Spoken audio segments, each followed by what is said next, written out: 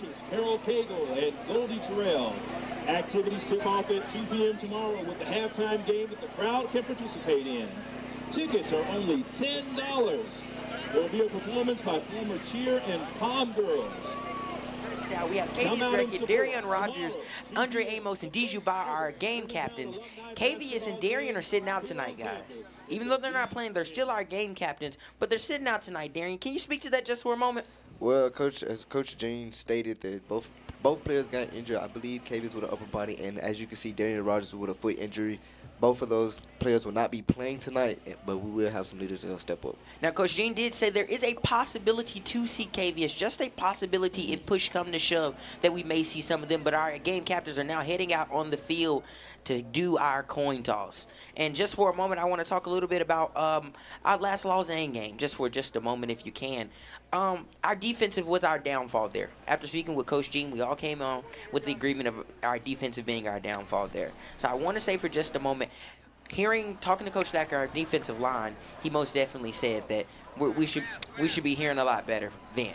All right, and now our game captains are out preparing for the coin toss. My name is Mr. Harper. I'll be y'all's referee tonight. This is Mr. Taylor. He'll be the umpire with you tonight. We will be up around the line of scrimmage all night long tonight. I tell this all the time to everybody. You guys are the captains and you're the leaders of your teams, so we need your help with sportsmanship and from your teams at all times, okay? So if there's a problem, we look for you guys to handle that for us, all right? Good deal. All right, coin toss. That is heads, that is tails. You're the visiting team, you're going to do the coin toss, all right? So that's heads, that's tails. What's going to be your call? Tails? All right, tails it is. I'm going to flip it. If I drop it, we'll do it again.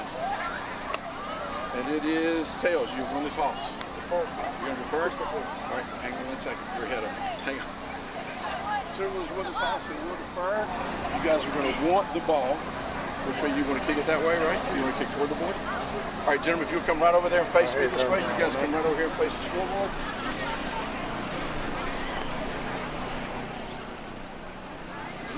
Germantown will receive the ball on this end. All right, fellas.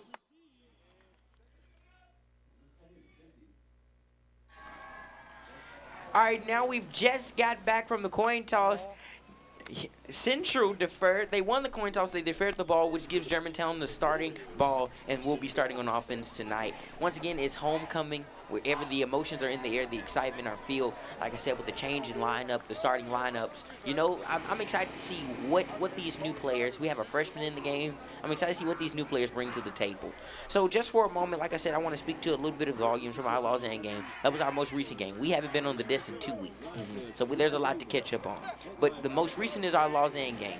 We did win that game. We are still undefeated, but our problem was our defense line. Darren, you were on the sidelines there. Yes. Can you speak to the volumes of the game? Okay, our offense. Oh, the Red Devils are making their way out on the field now for an exciting and explosive homecoming game. Our Red Devils are making their way out on the field. You can see Coach Gene Robinson there. He's with the man with the master plan. Hammer's out there with his hammer. We are excited about tonight. It's homecoming. What better way to start it off with an explosive entrance? Yeah, so back to what I was saying about the Lausanne game. Yes, our offense, they were moving the ball. They were very explosive, as Coach Jean always states. They have a very much explosive offense. But on the defensive side, they did start off a little slow, but Coach spoke to them second half came, they stepped up. They slowed Lausanne down. They kept them to only score one time, I believe. Yep. And I just believe sometimes you got to play all 3 levels of football. Sometimes the offense has to help out the defense has to help out the offense, and then special teams is like that sticky glue sometimes and brings everything all together. So hopefully Coach Jean and the team can find their rhythm here today and play 4 quarters of good football. And speaking to play what we like to call here, Dylan, Germantown football. We like to call it Germantown football with our be-ready attitude. Our starting lineup on offense have now made their way onto the field, preparing for the opening kickoff. Seems like Central is now ready to kick the ball off at their 40-yard line to kick to Germantown. See what our offense has for us for the first drive. I mean, we had a kickoff return against Los Angeles last week. So I'm expecting this special teams to come out very explosive, try to put their offense in very good positions here. You want to get into their own territory right around that 50-yard line, 40, 50, somewhere around there where you can set your offense pretty good. And that way you can play off the ball. You can run the ball. We have tremendous running backs. We have tremendous receivers. And that way you allow them to not have to stretch the field out so long. You can really just dink and dunk and get your way to an easy 3-point field goal without really having to work hard on the first possession of the game. So hopefully this special teams can open that up for this first homecoming sequence. I'm excited. The ball is out. Ball is up. Seems like we have a touchback now. Germantown will get the ball at the 20-yard line. 1st and 10 for Germantown. Yep, I'm expecting this offense to, now that they're in their own 20, at the 20-yard line, to just be methodical here. You don't have to rush anything. You don't have to force anything. You just want to be methodical. Take your time and let's walk down the field. And let's see what this Central Indian defense is really about. Because when you go 10 to 12 plays and walk down the field, that's demoralizing to a defense, especially when you come on the first drive of the game. So this first drive will set the tone for all 3 levels of the game. And one thing Coach Jean always says when it comes down to our quarterbacks is take care of the ball. So I want to see tonight, does Jordan Chilton really take care of that ball and scores our first touchdown? Our Germantown breaks out the huddle with 2 running backs in the backfield, a tight end and 2 wide receivers. Seems like the ball is handed off to Larry Johnson. He goes up the middle and goes about 5 yards. 2nd and 5 for Germantown at the 25-yard line. Yep, that's not a bad run. That's normally how you like to start off with 1st and 10, get a cool 5 yards in, break the halfway point, and now you have 2nd and manageable, which opens up the offensive playbook. It seems like we have a no-huddle offense. They'll come back the same formation. Ball is snapped, handed off to Larry Johnson again, and he goes up the A-gap once again. 1st down for Germantown at the 32-yard line. Yep, it's going to be a war inside the trenches right here, Calvin and Darian. And let's look back at this really quickly, guys. Yep, there you go. You see the running back pushing up the hole, and shout out to the offensive linemen. That's where the game will be won. We have some big boys up front. They eat good and they work out and they lift heavy. So when they pushing forward for their running backs, they know how to make a hole for them. Shelton drops back. He throws it to Dean, and Dean, he makes 1 miss, and he is down. Great move there by Dean to make 1 defender miss, and he gains about 5 yards there. Let's take a look back at that. Dylan, what are you seeing tonight? Right now, I'm seeing quick actions, quick movements. You see the quarterback is getting the ball out to the flat right here, and he's just making a play. You let your playmakers, you give them open space, and you let them do what they do best, and that's play football. And right there, that was a good play, and he moved the chains and another 1st down, and a quick 1st down, 60 seconds into the game, but it seems to be coming back. Oh, the ref did just call a flag, pushing us back 15 yards. Seems like now second and about 25, I would say, to go for Germantown. Seems like we had a holding call there. Germantown comes back with 2 running backs in the backfield, 2 wide receivers and a tight end. Shelton gets it. And he fights for about 3 yards there. He fights for about 3 yards there. Ball is placed at the 25-yard line now. 3rd, and I'll say about 15 for Germantown. Yep. Not really understanding that play call there. Wanted to mix up the run with the option. The quarterback just did not have the right read there. Those defensive ends for Central played it well. They knew a run was coming to some degree, so they contained those edges and played those middle gaps, and it was really nowhere for the quarterback to go, and if it was handed off to the running back, he was also going to be stuffed in the hole as well. So it seems to have a tough series right here. Seems like we have a heavy formation, Mary and Bean in the backfield. Seems like we have a handoff to Bean, and he is stopped right in the backfield, 19-yard. He is stopped at the 19-yard line. Let's look back at that real quick, guys. Dylan, what are you quite seeing here? We're sticking to the run a lot heavier here. We're behind the chains pretty far, and that seemed to be a face mask or a horse collar to some degree. Didn't see a yellow flag touch the field, so it seems to be a no call from the referees. But that was a very aggressive up top tackle, and I'm surprised no flag was thrown on the field there. But the Red Devils now, it seems to be in a passing situation. Want to see them spread out those wide receivers. They have 6'2" receivers. They have big body receivers. So let's target some of those receivers downfield, and let's get some easier, manageable 3rd downs. Seems like now it's 3rd and long for Germantown. Ball is placed at the 21-yard line. Shelton is under center. He snaps it. He fakes the handoff. He looks. He throws it to number 15, Heyman, and Heyman tries to make 1 defender miss, and he is down at the 15-yard line. Loss of yards there by Heyman. Yep. I mean, he really didn't have anywhere to go. Like I just said, these short plays are not really gaining any type of momentum. It seems to be a secure type of play calling in this first sequence. I mean, you had 2 good runs to open up the possession, but back-to-back screen passes or try to play action off of that didn't seem to work in that first sequence. The Central Indians, their defensive line is on one accord right now, containing those edges and not allowing the playmakers of the Red Devils to get out in the open field and make a play. And, you know, just because, and I want to mention this, just because they're a 5A team, to be honest with you, they're playing really good right now. Yeah, I mean, that's how you really want to start off, Calvin. I mean, defense wins championships. So both of these teams look to play very hard on the defensive side of the ball. So we see a special teams mistake here. It was a tip punt, and the Central Indians will have a perfect field position opening up for their first sequence of the game. It will be 1st and 10 for Central, and ball will be placed at the 38-yard line. I'm expecting Central to come out here. They're basically guaranteed 3 points here. I mean, they're at, let's say, 37-ish, somewhere around there, 38, 37. They're in prime field goal range if they have a good kicker with a good boot on them. Right now, you see them in the gun formation, so it seems to be they might want to go in that air raid attack pretty early, may set up the run with that, then boom, throw it overhead top on pass. It seems like he's going to throw it to the running back, and it is caught. He is striding up the sideline, and he gets hit out of bounds at about the 22-yard line. Great first play there by Central. Great first play. Quick action, boom, throw it to the flat, and you let them run up the sideline. Great downfield blocking from Central. The offensive linemen, they're moving, they're agile, they're moving upfield, blocking those 2nd and 3rd level defenders. Just easy first play from Central. And there's a possibility, just looking at the emotions out on the field today, there's a possibility Central is close to making their first touchdown in the game. Yep. It seems like Central now comes out in twin formation. The quarterback looks right, and he throws it short to number 5, and he gains about 5 to 7 yards down there. Great. You know, Central is starting they're going very slow. And I just want to take a look at that. Dylan, if you can just give us your point of view. I mean, very meticulous. You know, 7-yard curl route, sit down, catch the ball, secure it first, as you see number 5 do it there. Secure it first, then go after the yards after catch, and that was easy. I mean, they're moving pretty easily. And like I said, to open up the sequence, look like they want to attack these DBs early. Coach Gene said that the eyes of their defensive backs is going to be a key focus for their defense. Seems like they're going to come back in twins formation. Quarterback, he rolls out left, and he pitches it to the running back number 9, and he makes one miss, and he is going up the sideline, and he scores. Let's take just a look back at that there for 1 second. And he, just by a hair, it has not yet been called whether it's been counted or not, and whether his touchdown is.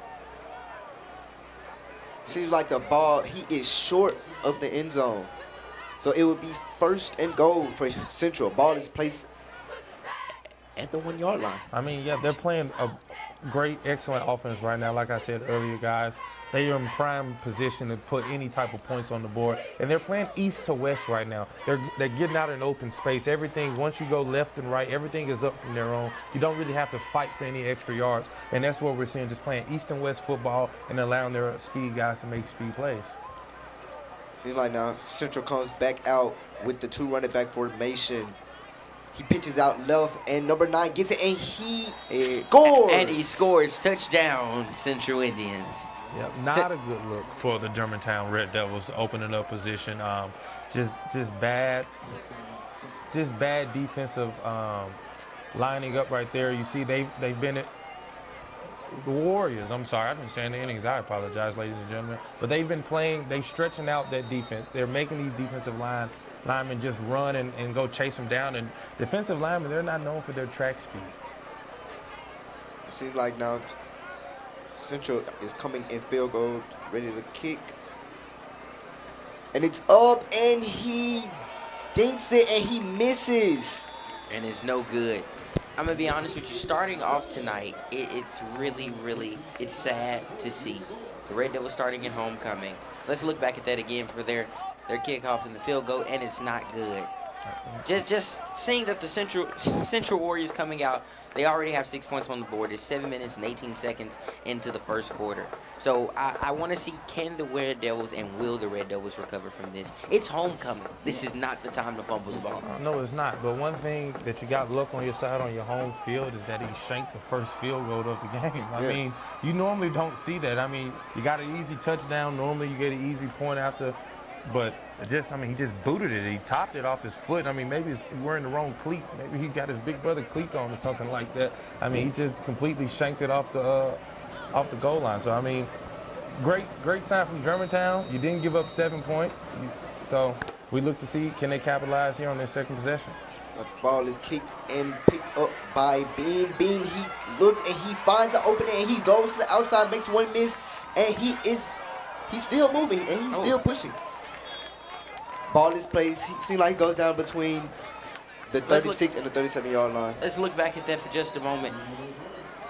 Great vision here from the kick returner. He's just moving and grooving throughout the trenches, and he's finding a way to get in and out. And he put his team in great field position around that 35, 40-yard line. And hopefully we can see the Red Devils capitalize on their mistakes. A lot of runs, a lot of far-fetched behind-the-line plays. You never want to start the play 5 yards behind the line of scrimmage, and that's what we've seen a lot in that first sequence.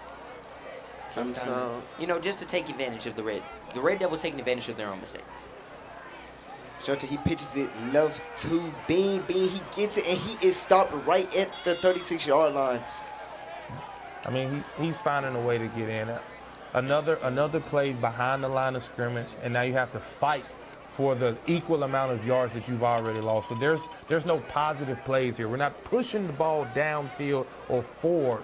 And right now it's causing us just to have these second and longs, these third and longs, and you never want to have long field positions. You always want your second down, third down to be 2nd and 7, 3rd and 5, 3rd and 3, something manageable, and get the chains moving. And I would say good return by Bean. He's just been back 2 games. Like Shelton is under center now with 2 running backs in the backfield. Like he fakes the pitch and hands it off to Larry, and there he goes up the middle, and he is striding up the side. He makes one miss, and he is running past the 20, past the 10, touchdown, Germantown.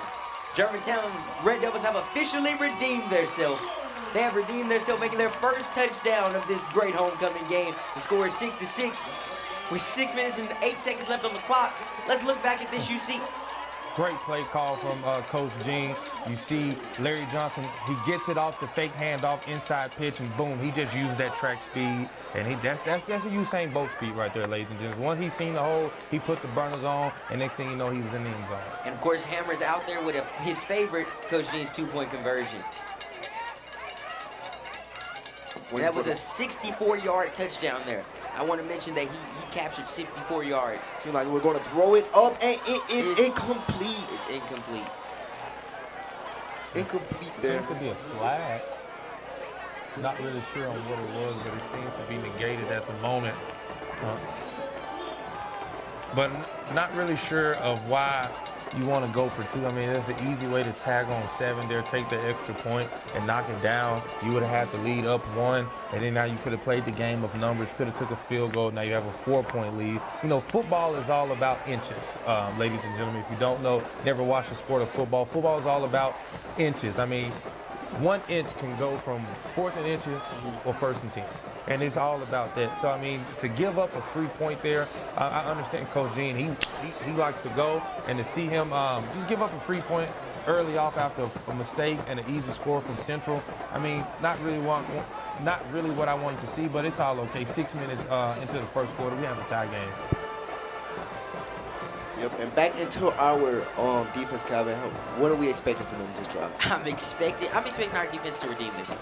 Of course, Coach Gene said, talking to Coach Thacker, they put in the work. He said that we've corrected our mistakes. So I want to see our defense redeem themselves from this last game.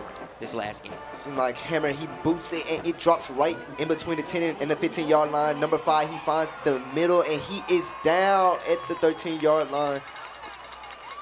Great tackle there by our Germantown defense. Number 5, Christopher Workings. If I'm not mistaken, Christopher Workings is like a Swiss Army knife for Central. He can play kick returner. He can play quarterback. He can play wide receiver, almost like a Travis Hunter-esque. type of player as we see him all over the field. So I wouldn't be surprised if Central, the Warriors, brought out some type of special package to kind of throw us off. I mean, when you have so many Swiss Army players that can line up on the outside or run the ball or even throw the ball downfield, your defense has to stay 10 toes down and be focused, laser focused. And Coach Jean spoke about that, wants to be laser focused at all times. Germantown has one running back in the backfield, sends a man in motion. Quarterback rolls out left, and he is looking to the left, and he throws it. Great pass to the number 12 by number 4. First down for Central there. Ball is placed at the 30-yard line. Let's look back at this for just a moment, Dylan.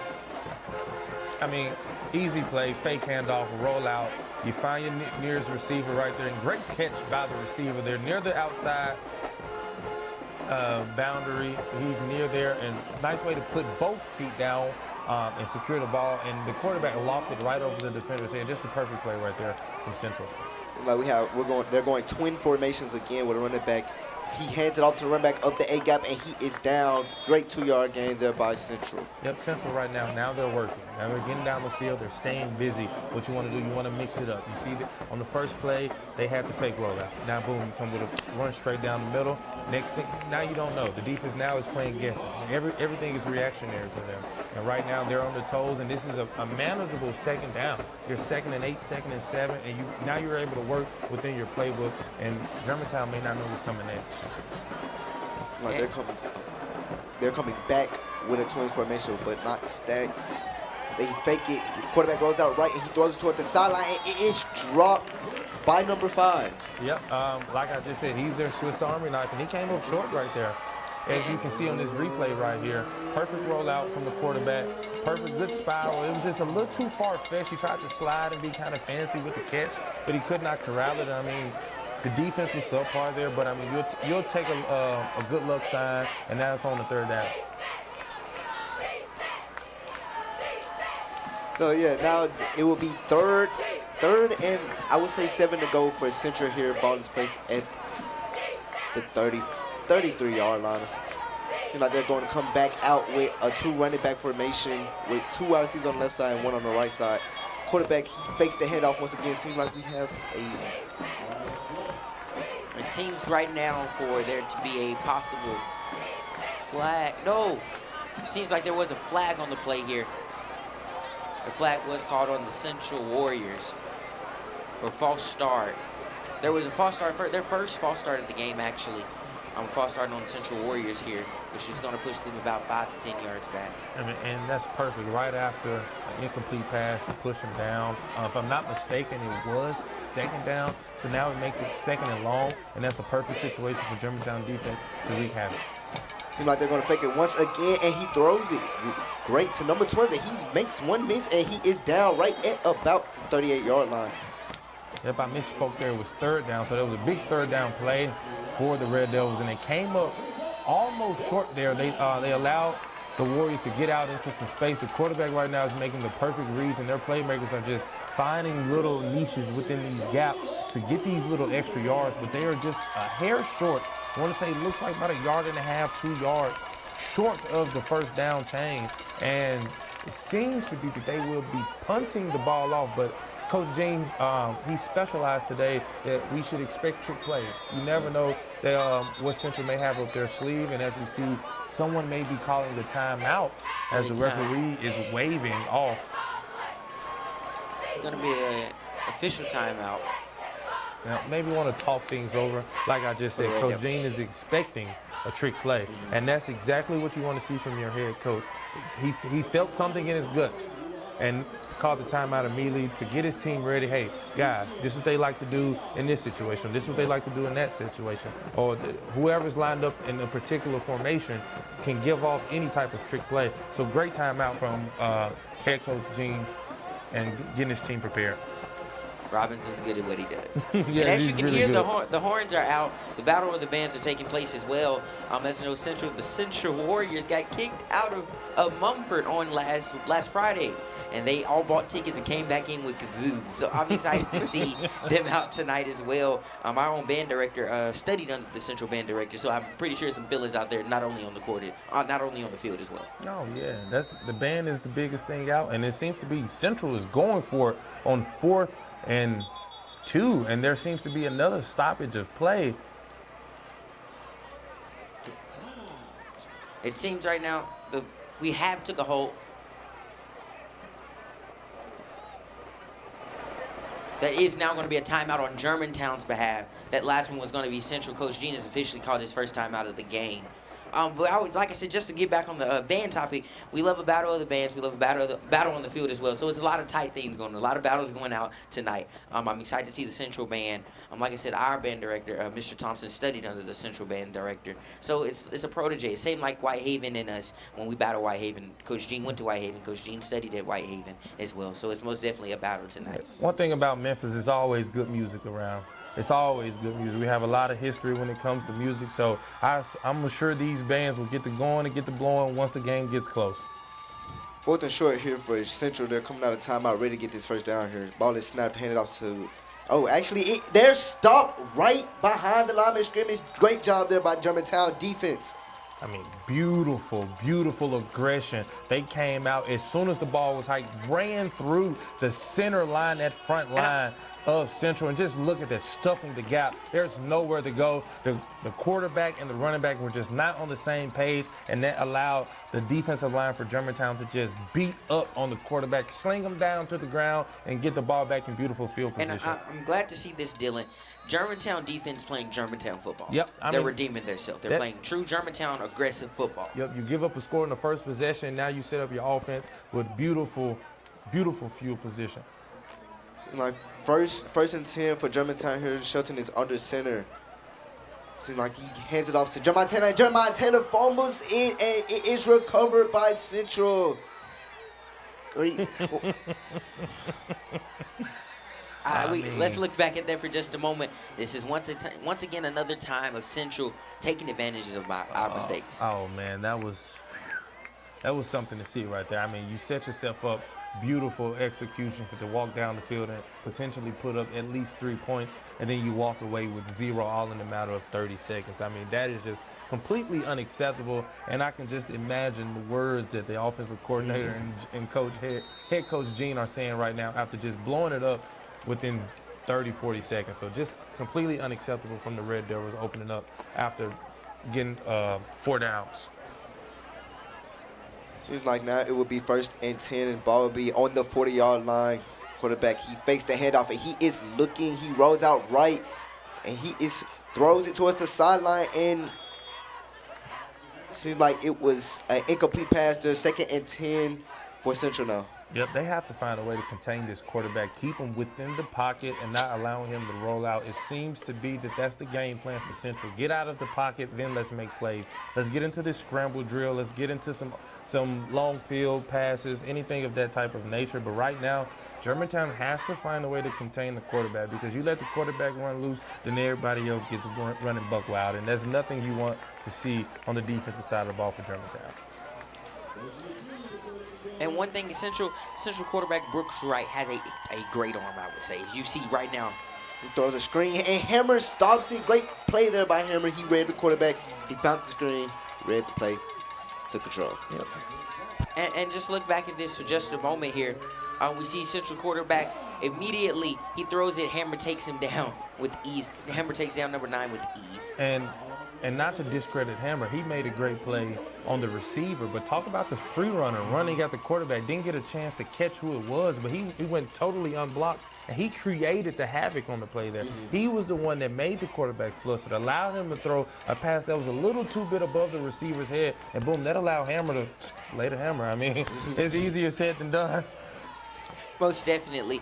And I'm starting to see, just on the field tonight, Central has most definitely some leadership out there. Oh, yes, There's some leadership. Definitely. Leadership on both ends, but Central is showing that there's some chemistry out there. There's another fake handoff there. He throws it over the top, and he seems like and it was an incomplete pass dropped there by the cornerback. Seems like that was number 17, Corbin Lynch. I mean, as you can see, it was a plethora of red jerseys around that ball right there. And, I mean, whoever came up with it would have been the superstar of that possession right there. So shouts out to the defense for holding it down for the offense after making a quick turnover. And, you know, hopefully this offense for Germantown can come back on the field and get some things going, because it's been a very slow start to this first quarter despite Johnson, the running back, breaking off for a 64-yard touchdown early in this first quarter. The score is now 6-6. We are at a tie right now. We are tied right now with 3 minutes and 35 seconds left in the first quarter of the game. I just want to say this tonight. As we can see, it's emotion out there. Our band is out there. Mr. Thompson, shout out to our Germantown High School marching band. But as we head back out on the field now, just to see it tonight, I feel like it's animosity on both sides. But I feel like it's more honed in for Germantown. It's homecoming. There's a lot going on here tonight, and our minds are in a lot of different places. But I feel like if we lock in, we make the correct decisions, and we take care of that ball, and we do what Coach Gene said, in our eyes. I'm starting to see where he's saying when he talks about making sure he's sharpening those eyes. We're making silly mistakes that we need to capitalize on their mistakes, but instead it's the other way around. I mean, homecoming always brings out a lot, that nervous energy. Like I said in the opener, you never want to lose on homecoming. So it's just a lot of nervous energy out early in the first. It's 4th and 10 for Central. It seems like they're going to punt the ball to Germantown from the 40-yard line. So the ball is snapped, short snap, and it goes up and it drops right into, and we drop it, and Bean picks it up and he recovers it at about the 26-yard line. Very scary, very scary. Very scary. Bean dropped it and picked it right back up. I want to look back at that for just a moment. As we can see, the ball is up. Once it's up, Bean, it actually fell right in the middle of Bean's lap. And then Bean realizes that it wasn't where he thought it was, and he immediately goes back and gets that ball back for Germantown. Sophomore Jordan Shelton, quarterback, is now making his way back on the field from receiving the play from the coach. I mean, if anybody's ever played kick returner or punt returner, it is one of the most hardest positions to play. Not only are you just trying to track the ball and not get laid out onto the grass, you're also looking into bright lights, which is never good for 20/20 vision. I mean, I know I'm blind, and I cannot look into those bright lights. Like Shelton drops back, and he is looking, and he throws it. And it seems like Bean gets hit in the backfield, loss of yards. There's second and 13 to go for Germantown. Yep, I mean, just a 7-10 step drop back, tried to go for the quarterback there. He luckily took his check down, and his check down really didn't have anywhere to go. I'm confused on why the step back was so long and so prolonged. I mean, it should have been 3 to 5 if he's going to be under center, but he took just about 10 steps, and that ultimately allowed number 77 for Central to get at the quarterback and ultimately break up that play. 2nd and 13 here for Germantown. Seems like they're going to go heavy formation on the right side of the field this time. Seems like he fakes it, and it is seems like a false start on offense. So it pushes Germantown back 5 yards. Second and 18 to go for Germantown. So I just want to say this for you. Here, looking at this now, Dylan. I mean, I want you to tell me, speaking to our offensive, we look, comparing to the last game, our defensive was our problem. So we look back at our offense now. We're seeing a couple of the silly mistakes here now. We're looking at Coach Dean. He's excited about the game, but he's recognizing those silly mistakes. I mean, as you can see, we're trying to go up the gap here, and another great defensive line stop from this front line of Central. But I mean, there's nothing. I'm pretty sure that'll be the premise of this conversation as we see number 7, Larry Johnson, hanging his shoulder down. Doesn't seem to be very happy about that. Not sure if he pulled a muscle or dislocated his shoulder or anything like that, but that is not a good sight to see, as he was the only player for the Germantown offense to push any offensive forward. And without him in this game, it seems to be a very tough go late in this first quarter. And we can't, to be honest with you, we really cannot risk anyone else off the field. Not tonight.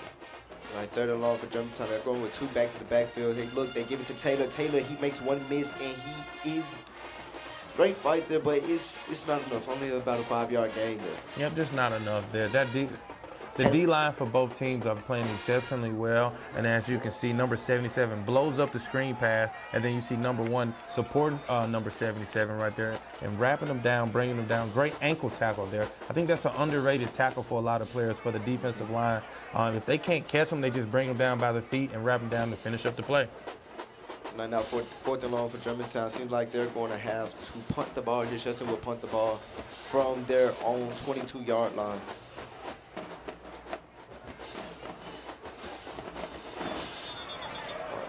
So, seems like we have another flag on the play.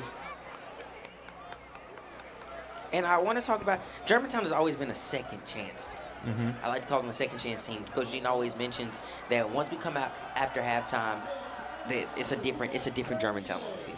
Even if we're winning, even if we're losing, even if it's tied right now, it's always after halftime. We're a second half team, and we always come out with the win at that second half. But that's not always what you want to do. Sometimes you shoot yourself in the foot if you cannot come back in that second half. It's always, then if you lose the game, it's always going to be, man, it could have been if we played well in that first half. You want to be able to put 4 quarters of good football together. As we see, we muffed a punt, and it looks like it will be a safety if he cannot get out of the end zone. And they bring him down. It looks like to be in their opposing end zone, and Central will tack on some more points. Let's look back at that for just a moment. Dylan, Seemed like it was a high snap there. Yeah, high snap there.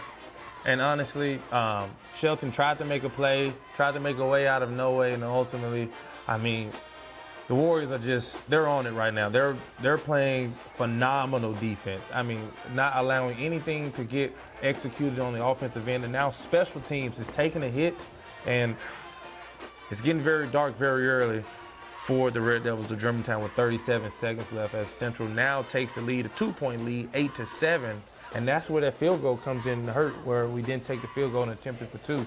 And now it's a 2-point game instead of a 1-point game. I told you guys, numbers are everything in the game of football. And just looking here, like you said, the score is 8-6 here with 37 seconds left in the first quarter. I would love to see how we come out in that second quarter. It's still anyone's game. Yes. Football is the one game that truly it's anybody's game at any point of the game. So therefore, I'm not sad or saying anything or downplaying the Red Devils here. It's homecoming. We're all excited, and we got to take home this one. Yeah, we do, but having these simple mistakes can allow the Warriors to just get the momentum that they ultimately do not need because we keep making, to be blunt, boneheaded plays. Seems like number 5 caught it, and he pitched it back to number 12. Number 12, he's trying to find the outside, and he can't. And he goes out of bounds right at the 28-yard line. 1st and 10 for Central. Yeah. Seems to be there's no connectivity for Germantown right now. All 3 levels are not playing exceptionally well. The offense had a good first possession, went out on 3 and out. Defense comes, allow a touchdown.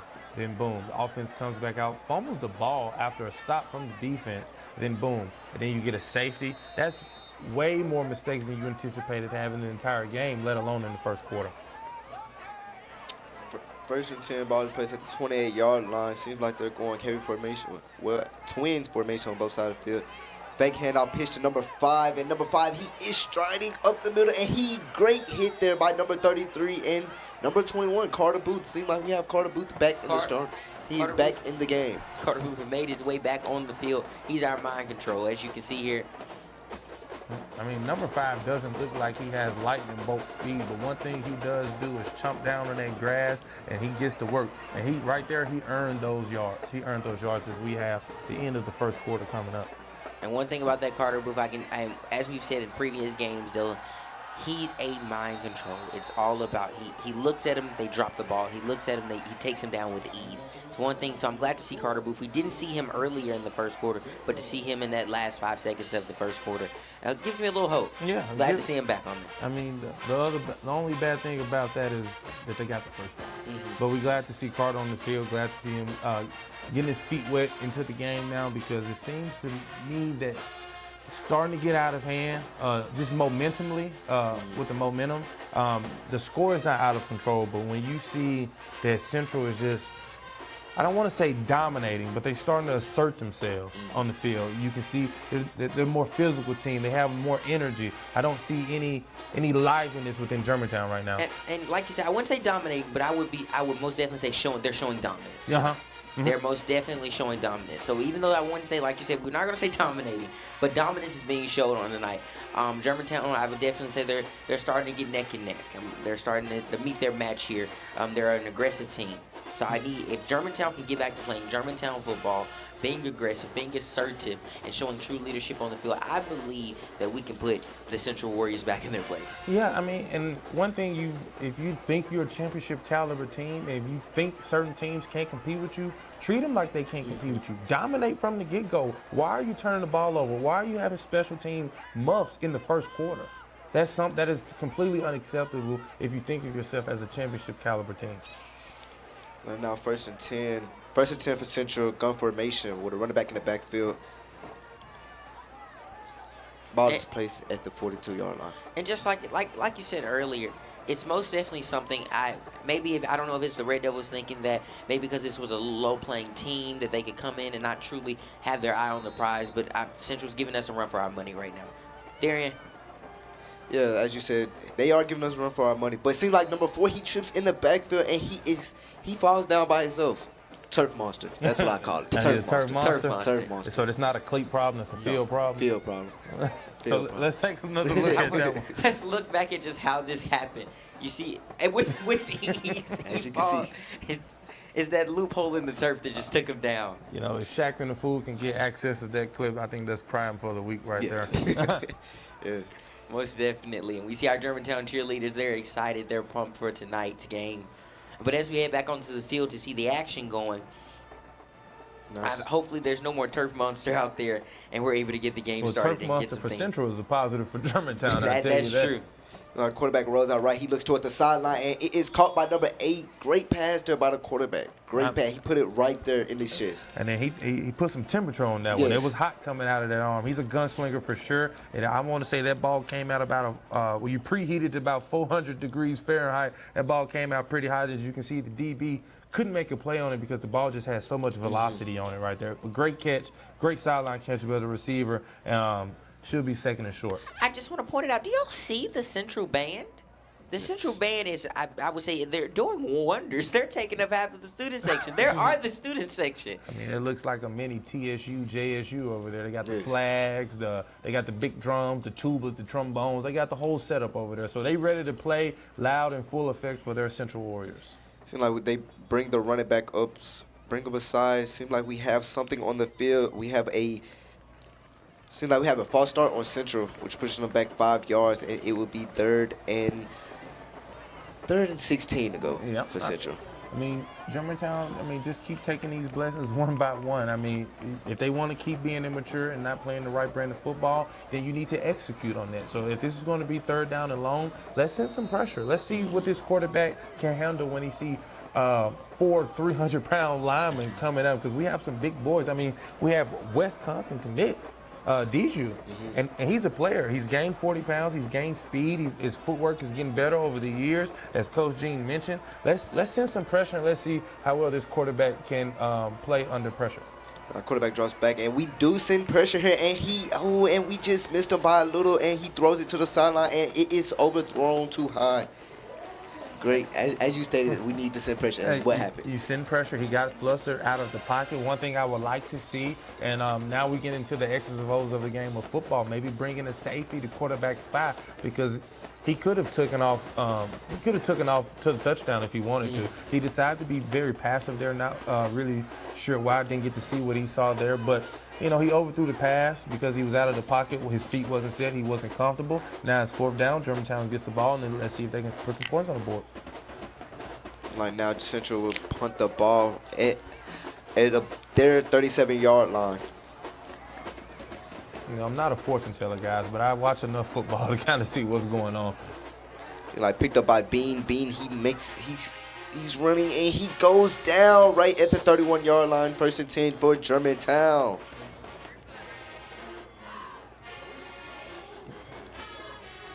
Germantown High School's offense, Coach Gene always likes to mention, we have the best offensive line in the state to him.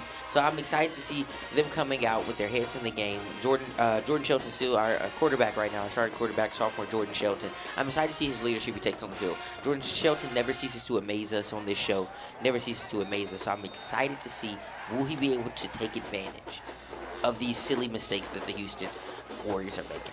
I mean, now it's time to win your position battle. If this is a tough game and you want to earn a name for yourself with a tough game like this, as we see Shelton dropping back and throwing a deep pass downfield, and it's going to be overthrown easily by 5 to 10 yards. Great play design. Great play design, just fell up short, guys.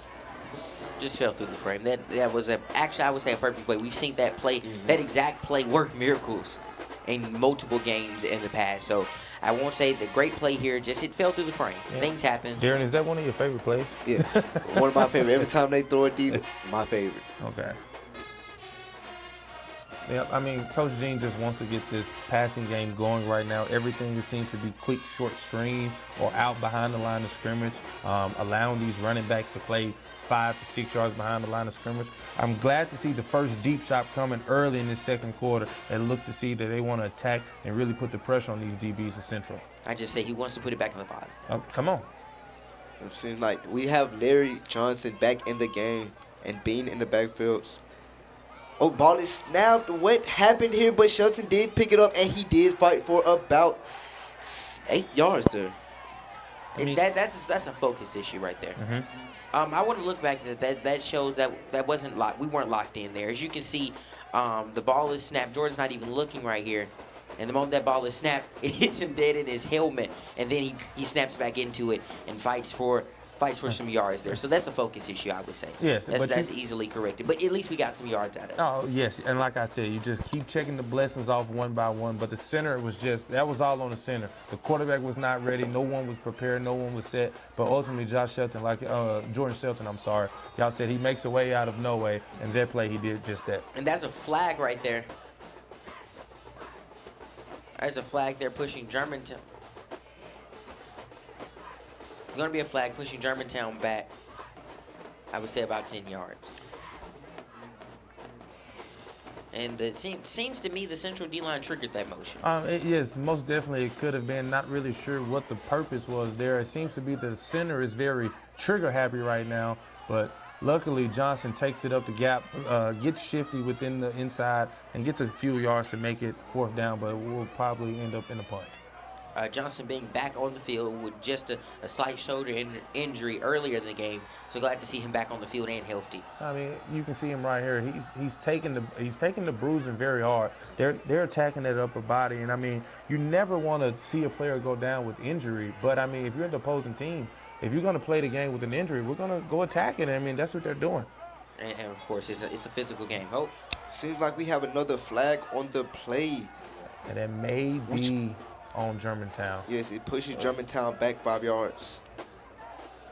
Yeah. Right now, you can't really tell who's at fault. Is it Central? Are they triggering Germantown, or is it just Germantown is nervous? They don't want to get a sack. They don't want to force another mistake. Because I'm starting to lose count, guys.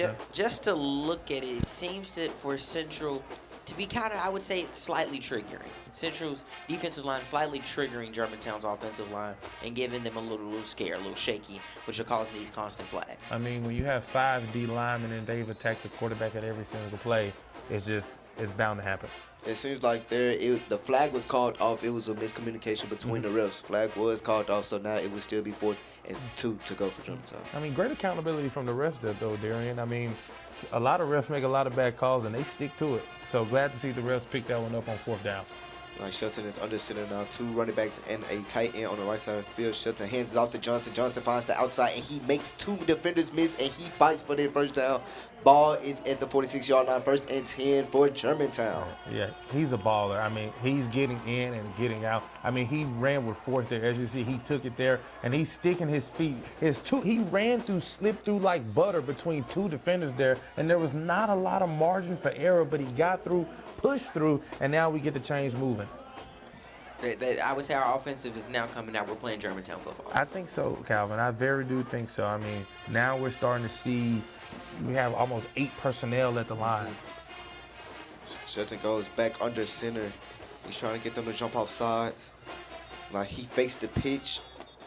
And we have another flag on the play. Oh. He fakes it to act like he was pushed. They were holding each other. He just fell out. Seems like we had a false start there on Germantown, which pushed them back 5 yards. 1st and 15 to go for Germantown. Ball is at the 40-yard line. Yes, I mean, Darian, what's your thoughts on flopping? What you think about flopping, man?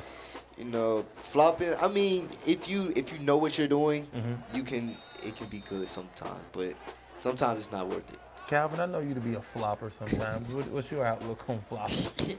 It's the way he flopped. That was our problem. Like, he was standing perfectly fine. He's a little dude that he claimed pushed him, so therefore.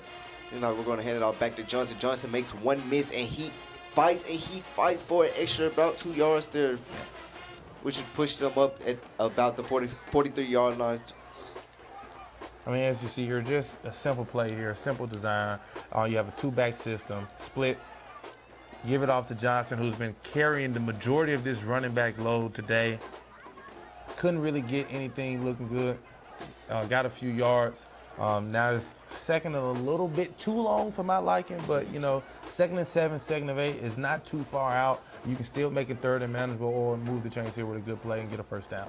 Seems like they're going to go back under center with this heavy formation toward the left side. Fake the pitch, and he is looking. He finds number 6, Laquan Higginbottom, and he fights for some yards.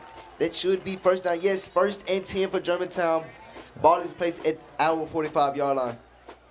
Great play design here. The fake pitch seems to be a go-to play for the Red Devils. And I want to say Jordan was a very meticulous quarterback right there. Sat in the pocket, not forced anything, didn't force a pass, didn't get out the pocket, didn't get too nervous. Sat there and he read through all of his reads, make the right play, Higginbottom first down, Germantown moving the chains. Patience. Yep, patience. That was great patience there. CJ, Calvin, I'm sorry. I know I'm an uncle, so sometimes CJ's going to come out during this broadcast. But talk about patience. What do you like to see patience from a leader?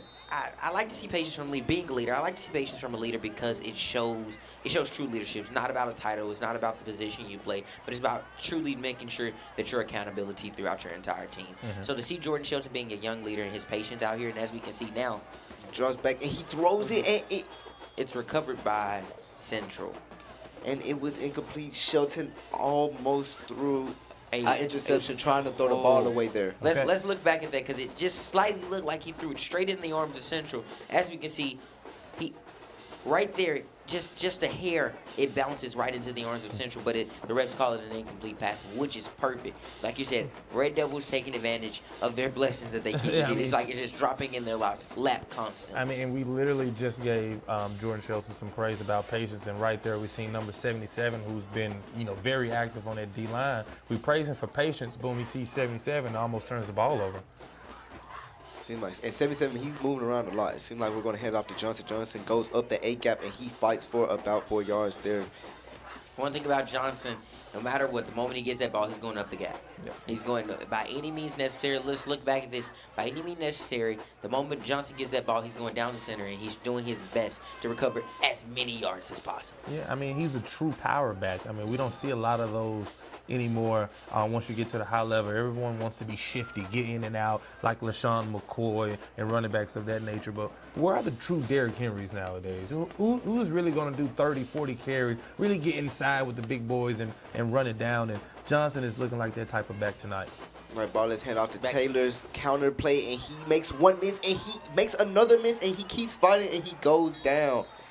Great run by Taylor there. One thing about Taylor, as we look back at this, he's a young dude. He's just a sophomore, but every time he gets that ball, he's going to do his best to either score that touchdown or get as many yards as possible for him. And I love to see that leadership for him from such a young player. Yep, I mean, confusing the defense for Central. You've been handing it off to Johnson for the last 6-7 plays. Boom, you switch it up at a crucial, pivotal time as you enter your own territory. Boom, hand it off to the other running back, and he makes it easy for you. But it's going to be 4th down. Shelton is under center trying to get Central to jump off sides here. Ball is snapped, handed off to Johnson. Johnson finds his way, and he is fighting, and he gets the first down. 1st and 10 for Germantown.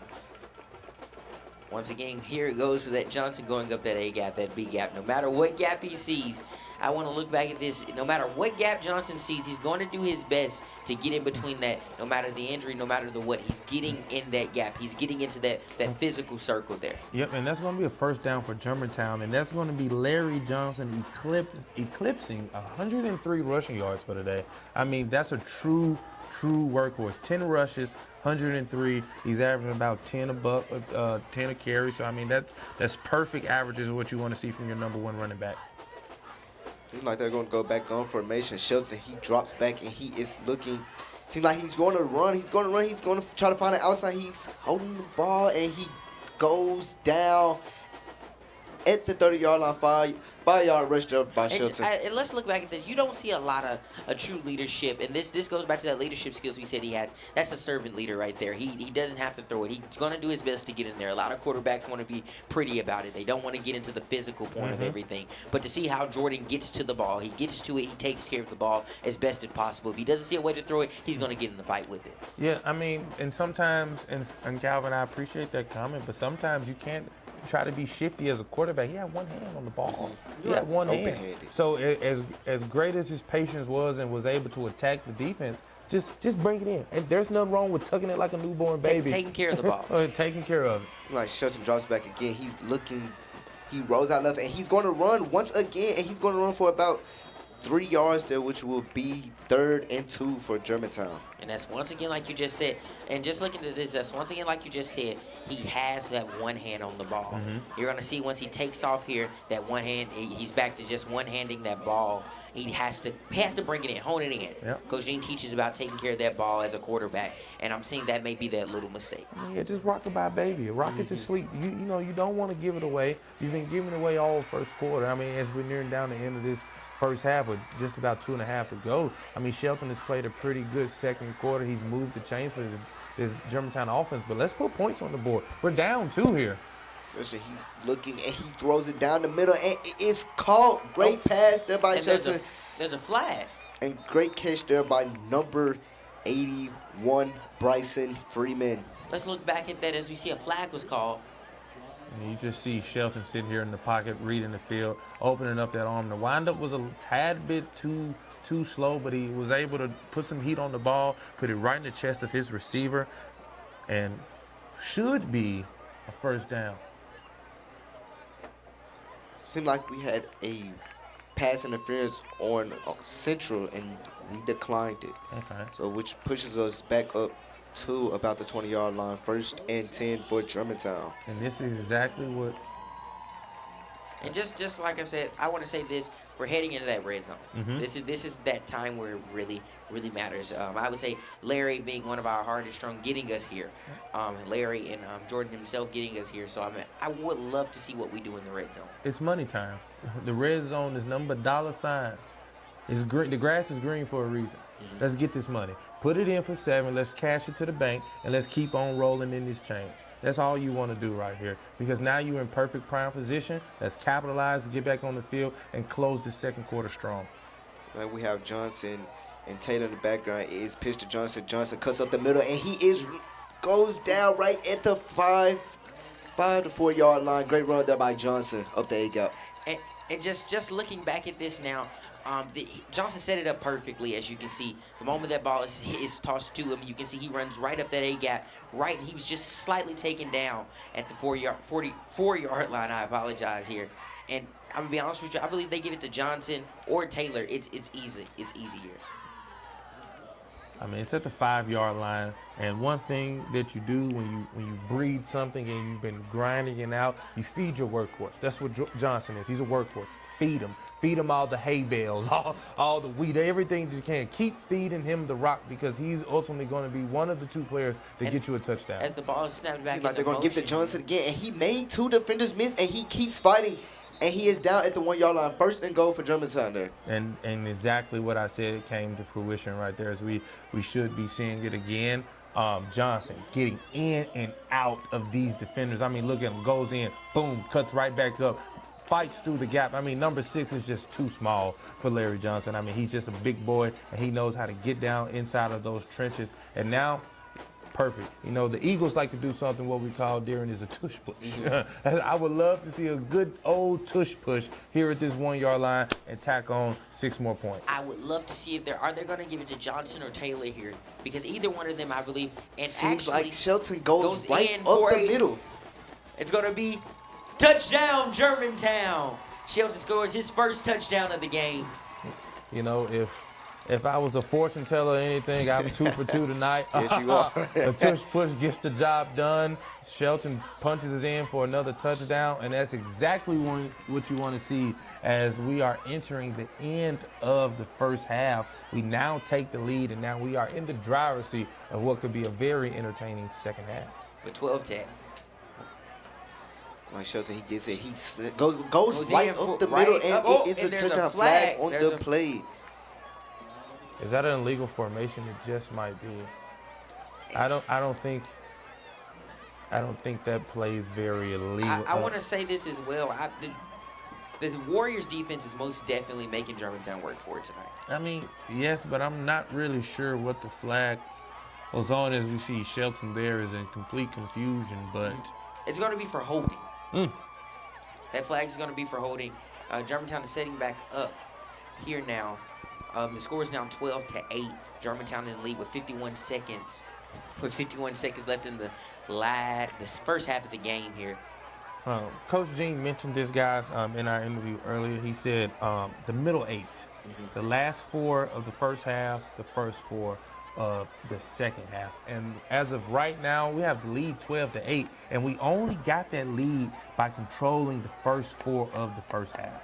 I mean, we controlled every facet, the run game, the pass game. Not only that, we were able to force 2 3-and-outs for Central to put our offense in that prime position. So right now we're living up to Coach Gene's fruition. At this time, Jordan's just made his way out of the game. Senior Mekhi Robbins has now made his way into the game. And I would love to see, is he going to be able to lead this team with this 2-point conversion here? I mean, he's a senior. He's well acquainted with this offense. I mean, I'm pretty confident that he can get the job done and tack on 2 more. He's understanding. He drops back, and he's looking left. He's being patient. He throws it to, and he fumbles the ball, and it's no good. Let's look back at this, Dylan. I mean, maybe needed energy drink or 2. It looked like he had too much Vaseline, too much butter on his hand or something like that. I mean, just slipped. I mean, I don't know who puts on cocoa butter before they go throw a ball, but that's what it looked like he did there. And he just ultimately coughed up 2 extra points for Germantown to take a 6-point lead. It seems like, and it did seem like he knew who he wanted to throw it to. Just ball slipped out the hand. His eyes was on Higginbottom. He trusted Higginbottom. He was going to get it there, but it just slipped out his hand. Like I said, the score is going to be 8-12. 51 seconds left in this first half of the game in the second quarter. It's still anyone's game.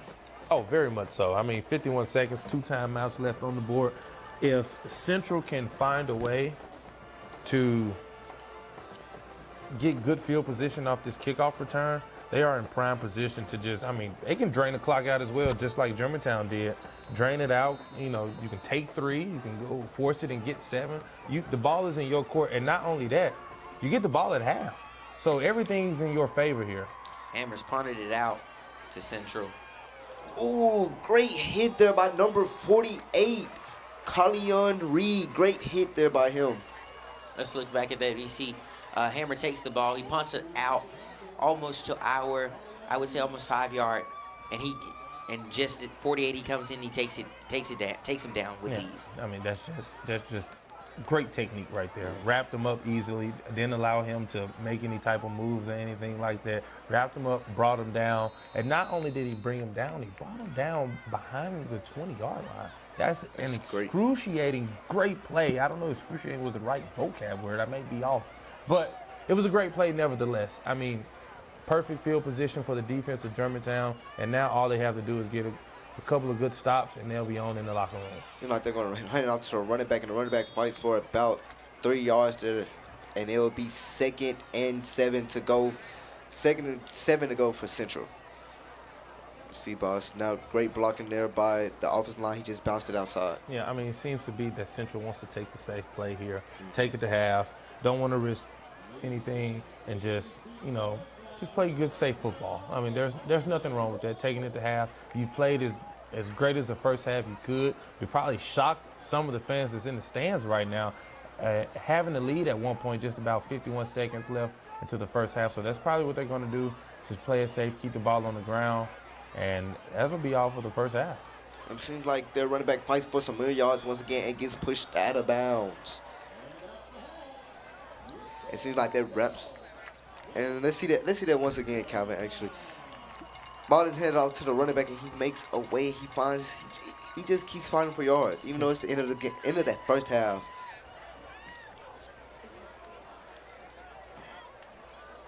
And that whistle means it's the end of the first half. Reporter Rachel Polk is with Coach.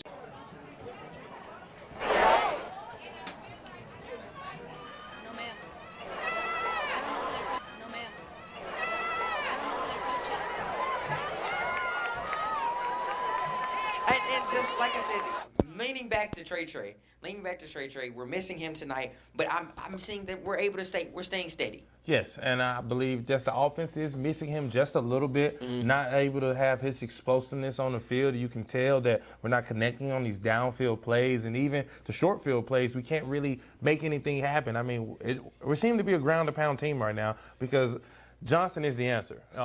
We need anything, we got to give it to Johnson.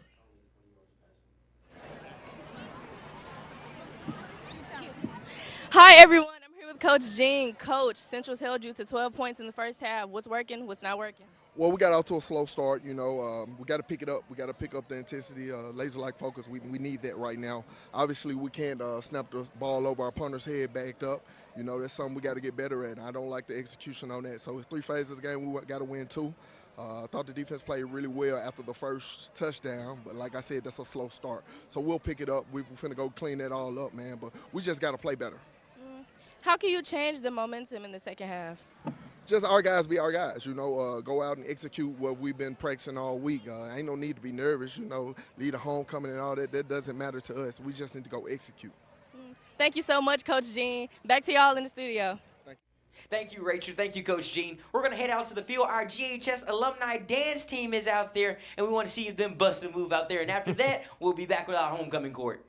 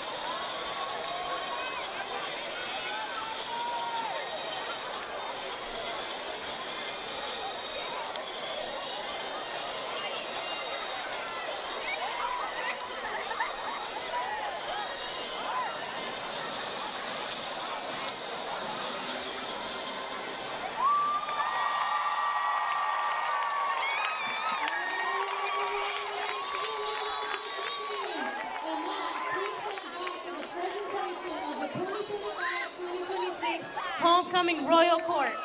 In the field, we have the JROTC Sabre Guard presenting our 2025-2026 Homecoming Court.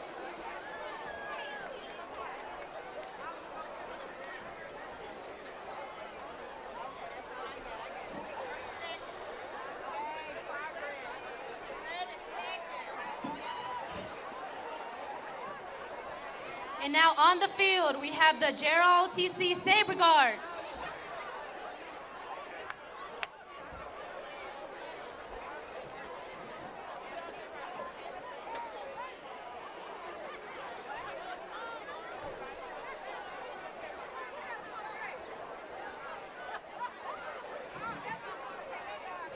Representing the freshman class, Ms. Khadija Jada is proud to serve as the SGA 9th grade vice president at Germantown High School.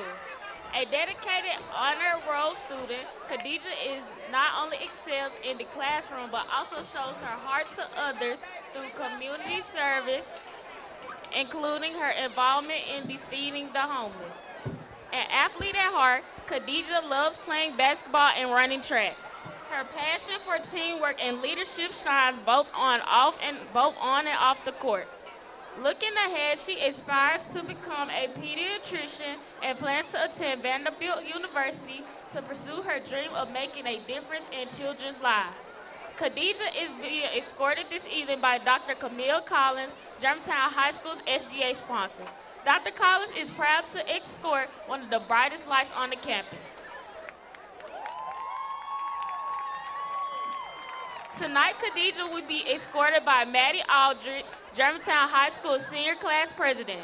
Maddie is also the captain of the cheerleading squad and plans to attend Texas Southern next year. Please congratulate Ms. Khadija Jada.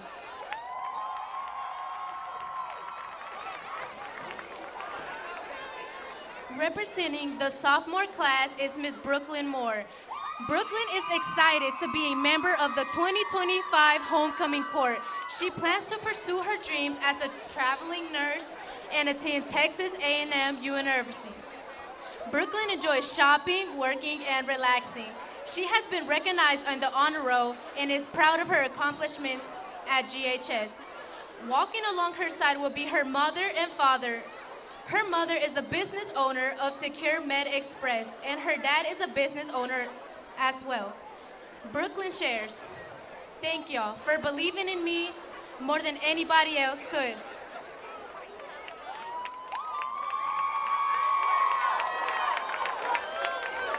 Tonight, Brooklyn will be escorted by Nevaeh Terry. Please congratulate Ms. Brooklyn Moore.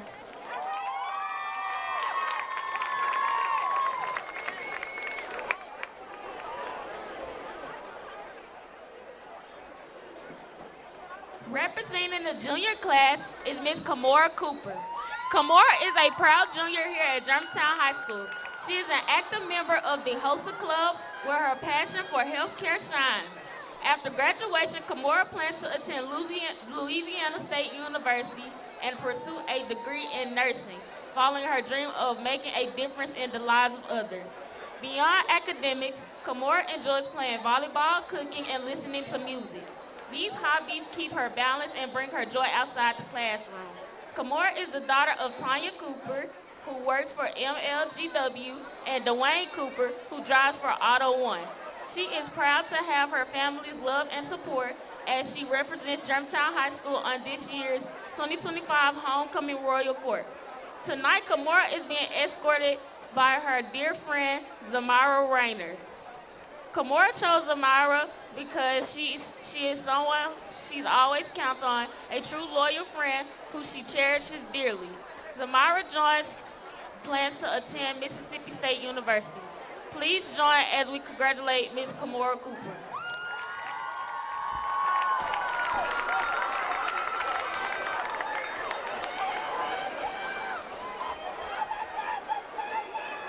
Representing the junior class is Ms. Jaya Mills.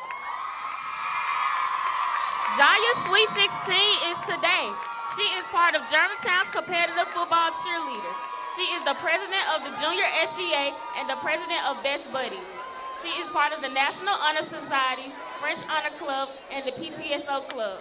She is a member of the New District Church, where she is a mentor in the youth ministry and volunteer in the nursery. She is part of the Young Praise team. Her hobbies include running a small business called Personalized Braids, Braiding Lounge, and Dance. Jaya plans to attend Jackson State University as a JSET and study pre-doctorate in biology. After Jackson State, attend Meharry in Nashville, Tennessee to become a dental anesthesiologist. Her escort is Isaiah Russian as a graduate from Ridgeway High School. Please congratulate Ms. Jaya Mills.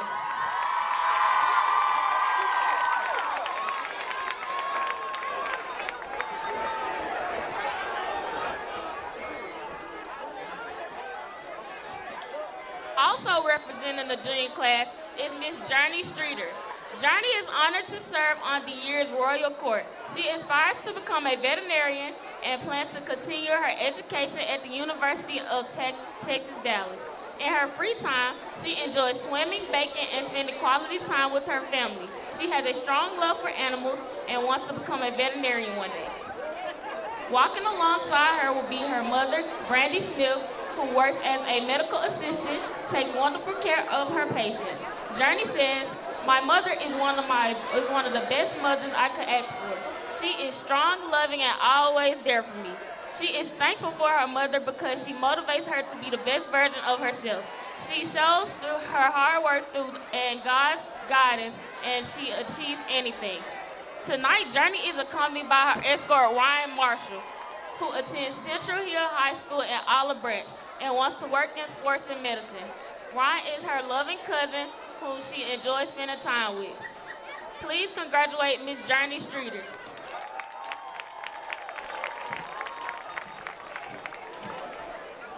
Representing the senior class is Ms. Carrington Armstrong. Carrington is a proud member of Germantown High School 2025 Homecoming Royal Court.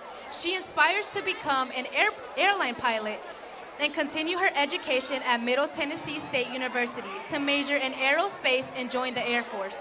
Outside of academics, Carrington enjoys competitive cheerleading and serves as the president of Skills USA Cosmetology. She's also active in Skills USA's Honor, FBLA, and also OBAP Aviation Program. Her accomplishments include placing third at State Cosmetology among 1,500 schools, earning her braider certification and the hostess certification. Walking along her side will be her father, Corey Armstrong, who works at the post office and is a retired Army veteran. Carrington shares, "My parents are my biggest blessing. They have given me love, guidance, and strength in every stage of my life. Everything I am today is because of the values my parents have taught me."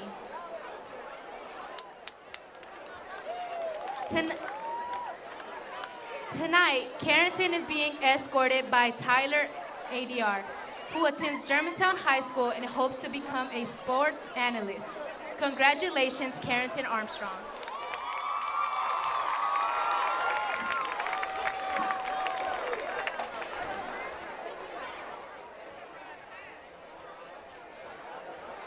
Representing the 12th grade is Courtney Barrett. Courtney is an accomplished senior with big dreams. In 2023, she received her braiding certification from the Institute of Braiding and Natural Hair and received her braider's registration from the state of Tennessee, the Board of Cosmetology. Courtney is now the owner of Braid Me Beautiful Beauty Bar Braiding Salon. Additionally, Courtney co-owns Sassy Sister Slumber Party Setups, a brand that has been nationally recognized on local Memphis Live and Parent Magazine and even on Access Hollywood. Courtney is also a published author as she co-authored a children's book, The Adventures of the Sassy Sisters Dream Big, a book encouraging kids to open businesses. Courtney is not only ambitious regarding her entrepreneurship endeavors, she is equally involved in youth services programs. Annually, Courtney participates in the Bridge Builders Leadership Conference as a bridge builder and completes monthly community service initiatives. In addition, Courtney proudly represents Shelby County as Miss Mid-South Teen in 2023, Miss Tennessee Teen U.S. Pageant. She's a leader to say the least. Upon completion of high school, Courtney aspires to expand her entrepreneurship endeavors and attend college for healthcare administration. She is being walked down the field by her beloved grandfather, Charles Young. She is also escorted by Coleman Banks.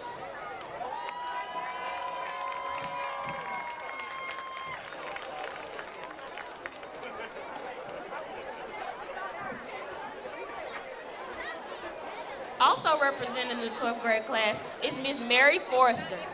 She is a passionate violinist known for creativity and love for music. She has been studying the violin almost 8 years and has been with the Memphis Youth Symphony program for 5 years. She is currently president of the Student Advisory Council. Additionally, she has attended the Tennessee Governor's School for Arts, a highly competitive program where she was immersed in the craft and studied with renowned professionals. Mary is being escorted by Chuck Marquis, who is a dear family friend. He works with Tennessee Valley Authority. Mary is also being escorted by Casey Gillidan, who is a junior at Germantown High School. Casey is a passionate photographer and artist. He is a dedicated member of the Germantown High School's yearbook staff, where he enjoys combining his creativity with love for his photography. Casey is also a student at Germantown High School. He hopes to pursue a career in historical art restoration. Congrats, Ms. Mary Forrester. Also representing the senior class is Miss Melody Stringer. Melody is thrilled to be part of the Germantown High School 2025 Homecoming Royal Court. She plans to pursue her career as a psychiatric nurse practitioner and hopes to attend Tuskegee University or Arkansas State University. Melody enjoys cheering, playing her instrument, and watching shows. She is active in several organizations and earned an award, an overall first place in band and certification in Stop the Bleed. Walking along her side will be her father, Joshua Feeney, who is also a strong influence in her life. Melody shares, "I wouldn't imagine my life without them." Tonight, Melody is escorted by her dear friend and escort Damian Walker, who attends Germantown High School and plans to become a pharmacist. Please congratulate Miss Melody Stringer.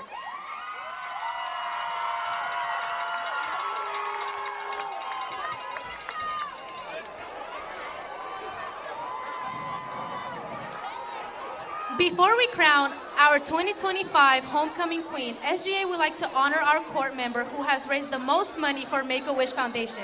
Every 25 seconds, a child is diagnosed with a critical illness, which becomes eligible for a wish.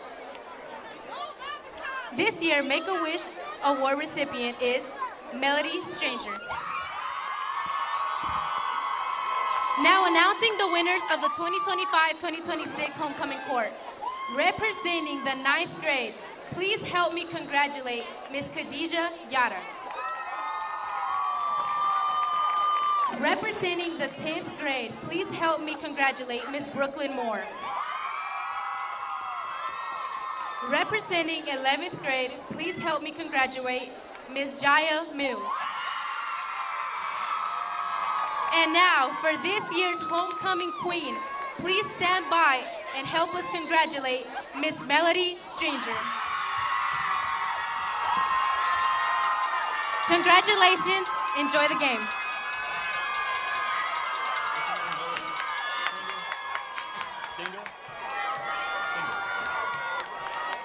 Ladies and gentlemen, stand on your feet and salute your homecoming queen. Congratulations to the entire court.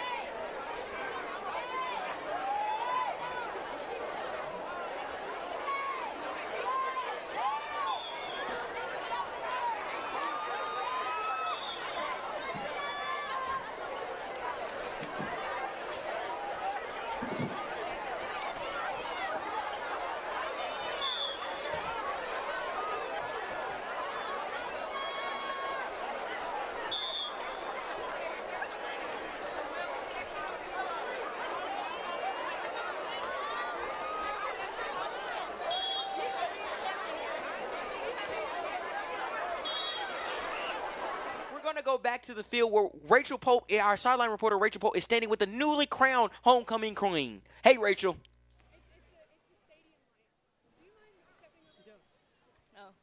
Congratulations. What does being homecoming queen mean to you?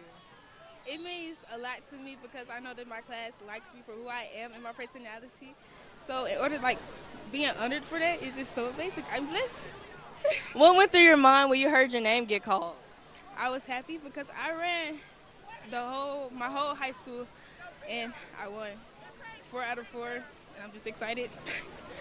I was nervous though. Okay. Just why did you run? What made you want to run? Well, I like dressing up and homecoming. I ran in 8th grade and it just was a thing that I just wanted to do every year. What campaigning strategies did you do? I used some prop money, flyers, and I did video campaigns. Is there anyone you would like to thank? I would like to thank my campaign team, my beautiful, supportive friends. I love them so much. It would not have happened without them. All right, again, congratulations. Thank you. Back to y'all in the studio. Congratulations, Melody. Long live Queen Melody. Now it seems like it's time for the second half. Central is getting ready to set up for their... Now we're going to get ready to go to the second half just momentarily. Let's recap for the first half just for a moment. Dylan, I'm going to turn it over to you in just a second. I want to hear what are your takes on the second half? We had some downfalls, we had some tip overs. So I just want to hear your thoughts. For Germantown, it was very unorthodox, more so to say. It was very unorthodox. They kept turning the ball over, had some slow plays and good plays on offense, but they capitalized at the end of that second quarter.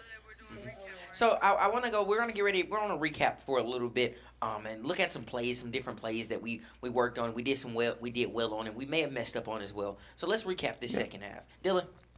I mean, as you see here, Central, they have the ball. Quarterbacks get outside of the pocket. Boom, gets an easy completion in the flat. The number 12 just breaks off for an easy 10 yards. And then they go up the middle. This was that great 4th down stop from Germantown. They were able to get back on the good side of things on defensive side.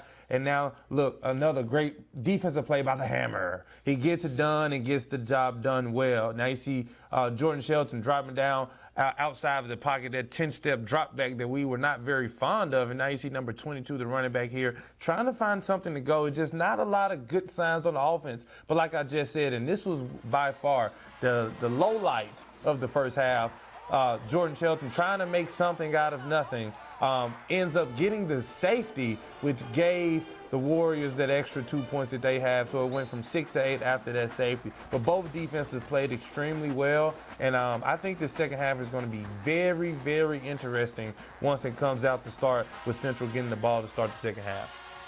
Darian, great replay, Dylan. Thank you for covering that for us. Now, Darian, I want to hear your takes on the first half. I want to hear how you felt about it, the ups, downs, all of it. Let me hear it.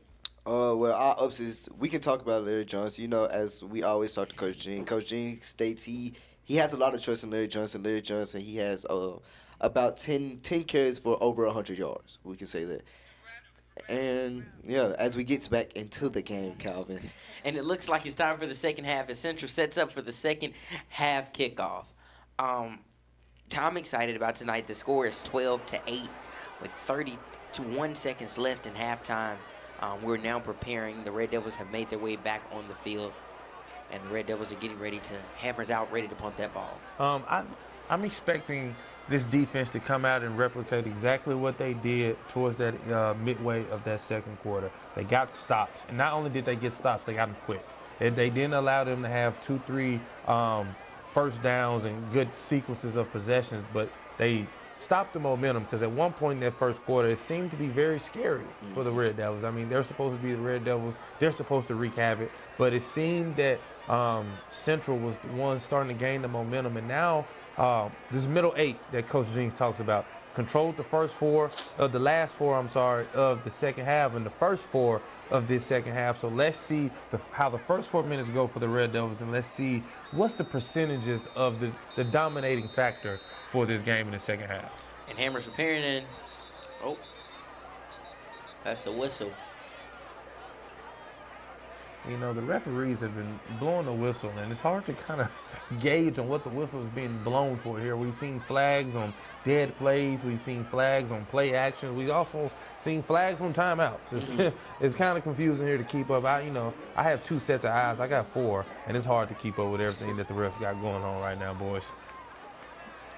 Just we're going to try to set this back up here for Hammer to punt that ball. Yeah, but let's talk about Central. Central, they first half they did come back up. They did come out very strong. Came out very strong, and they're showing. It's like we picked them as homecoming, so they're coming like, why did y'all pick us? Do y'all think we're not a good of a team? Because you know most teams don't like picking good teams for homecoming, so it'll be a good win. Most definitely. So, and I believe Central's giving us a run. Central's giving us a run for our money at the end of the day. That's one thing that they are truly doing. They're giving us a run for our money. So, as Hammer prepares to pump that ball to Central to kick off our first half of the game. Yeah, I'm expecting it to be a good second half, but just control. Control what you can control and dominate. And that's what Coach Jean wants to see in the second half. And Central went up the middle, and they get stopped right at about the 45-yard line. That is not how you want to open up no. the second half. I mean, he could have parted the Red Sea with how much space he had in that second half kickoff. I mean, he takes it back from about the 10, and then, as you see, Hammer's just sitting there waiting for him. I mean, if he had any extra blocking, he probably would have been home into the crib, into the end zone, and it definitely been a different game at that point if you opened up the second half with a kickoff return, and now you find yourself down 2 to 3 points, depending extra points or 2-point conversions. Right now, 1st and 10 for Central. Ball is placed at the 45-yard line. Quarterback drops back. He looks to the flats and is caught by number 4. Great hit there by Carter Booth, which keeps them right at the line. One thing about Carter, as we look back at this, Darian and Dylan, one thing about Carter, I'm trying to tell you, if he looks at them, they drop. Either they're dropping or he's dropping them, no matter what. Carter has great mind manipulation, but Carter gets to it and he takes him down with ease. I mean, great way to play that flat zone over there. It seems to be they were in, I want to say, a cover 2 zone, 2 high safeties at the top in that shell coverage. And that may not have been his zone, but his IQ, like you just said, Calvin, is so extremely high that he just read the play and made a play on the ball. And that was an exceptional tackle, an exceptional stop, and now it's 2nd and long for the Warriors. On the snap, fake the handoff. Quarterback rolls out right. He is looking downfield, and he throws an interception to number 14. Great defense there by Germantown Red Devils. And that is how you control the first 4 minutes of the second half. You send a little bit of pressure. They got after the quarterback. You look at the defensive end, number 8, and then boom, right into the bread basket. Now the ball is going the other way for the Red Devils. Senior Jaden Thomas, I would like to say, that was an amazing play there. Amazing play. I mean, jumped the route, and not only did he jump the route, he completed the catch. I mean, the reason why a lot of receivers turn DBs because they can't catch, Darian. And right there, he made a very fantastic play as a DB and came up with the interception. Like they're going to give it to the fullback here, and he goes up for about 5 yards, which would be 2nd and 5 to go for Germantown. Great play. Great first play of the drive. Yep. I mean, that's just getting right to business, staying on that ground and pound mentality. As you see now, they're utilizing all their ground and pound weapons with the fullback. Now, you don't really see a fullback in modern day football anymore, but the one team that I do know is the San Francisco 49ers with Kyle Juszczyk, and they use him as a utility, and that was a perfect way to use their fullback and get them some extra yards. Seems like there's gun formation with 2 running backs back. It seems like they're going to hand it off Taylor. Taylor, he goes up the A-gap, and he keeps fighting, and he's still running. He goes down right at the 20-yard line. Great run there by Taylor for about a 15-yard gain. And as we look back at this, Taylor is doing his best. He got us in the red zone. That's what matters. The Red Devils getting in the red zone is our priority. That's the first thing we want to do. And being so close to the game, you talked about Coach Jean and those 4 minutes there. That they're taking advantage of these 4 minutes, and then we've gotten the red zone within the first 4. Yep, and Coach Jean, like we mentioned earlier, ladies and gentlemen, he's looking at this game as a developmental situation here. And one thing that he sees so far is that maybe our younger guys are not the pass and catch type of team, but we're ground to pound, and right now they're moving down the field with the ball. Seems like they're going to give it back to Taylor. Taylor goes up the middle, and he's fighting, and he fights for the extra yard. He fights for the extra yard. They push them Taylor's a young guy. He's a small guy, but he has so much compassion in his heart. And not only does he have back, but he has a drive for the game. So as we look back at that, you see Taylor's taken down with ease by them, but at the same time, you have to admire. He sees that A, goes to the A gap, and they take him down with ease. But at the same time, you got to give it to him. Yeah, I mean, he has a smaller frame, so it's easy for him to run through different defenders. And right there, like you said, Calvin, just compassion and determination, grit and grind, like the Memphis Grizzlies, and he ran through the hole. Like Shelton, he's looking, he rolls back out right, and he sees his receiver, and he throws it right on the money. Touchdown, Germantown! And that's going to be our. And let's look back at that. Dylan, what are you seeing here? I mean, just great quarterback scramble drill. You're not running to the defenders. You're pointing where you want your receivers to go. Great loft on the ball there. At number 15, he comes down with a rock, secures the catch on what it may have been a little bit of a difficult to throw, but great execution there from the quarterback and the receiver. Yeah, great job there by Heyman. He sees that his quarterback was struggling. He couldn't find nobody open, so he just went to the other side of the field. I mean, perfect scramble drill. You have just about, it's 22 players on the field, and 20 of them were on the left side of the field, and boom, 2-point conversion, easy money. That 2-point conversion by Jordan Shelton. Let's look back at that for just a moment. As you can see here, Jordan Shelton, of course, he makes that run for himself. And guess what? He scores Germantown an easy 2-point conversion. The second 2-point conversion play looks so easy to stop. I mean, just with 2 down linemen, offensive linemen, if you just line the front up, but you have to match up. And that's what makes it so hard to is a difficult play to stop, because you have to match up. You have to line up with everything. And as you can see here, we got Trayvon McGorry out there. We see 2 of our captains. Trayvon McGorry's out there, and we see Coach G with his game face on. He's meaning straight business. You can see by the look in his eyes. There's a win in his eyes, I can tell. He looks like one of those lions after they just caught their prey, and he secured a W. Now he's found a weakness in his central team, and now he knows it's time to play physical Germantown type of football. With 20 to 8 in 9 minutes and 8 seconds. Mike Hammer punts it, and it goes. He drops at the 10-yard line. Number 1, he tries to make a move once again, and he goes down at about the 23-yard line. 1st and 10 for Central. Yep, the special teams is playing perfectly to open up the second half. I mean, great kick by Hammer once again, even though he's kicking it a little bit short of the end zone, but the returners, the defensive returners, are finding a way to just hawk after the ball, essentially, using their speed and just running through the blocking scheme of Central, and that's why they start their offensive possessions always either at the 20 or a little bit behind it, and that's perfect situation that you want your defense to be in.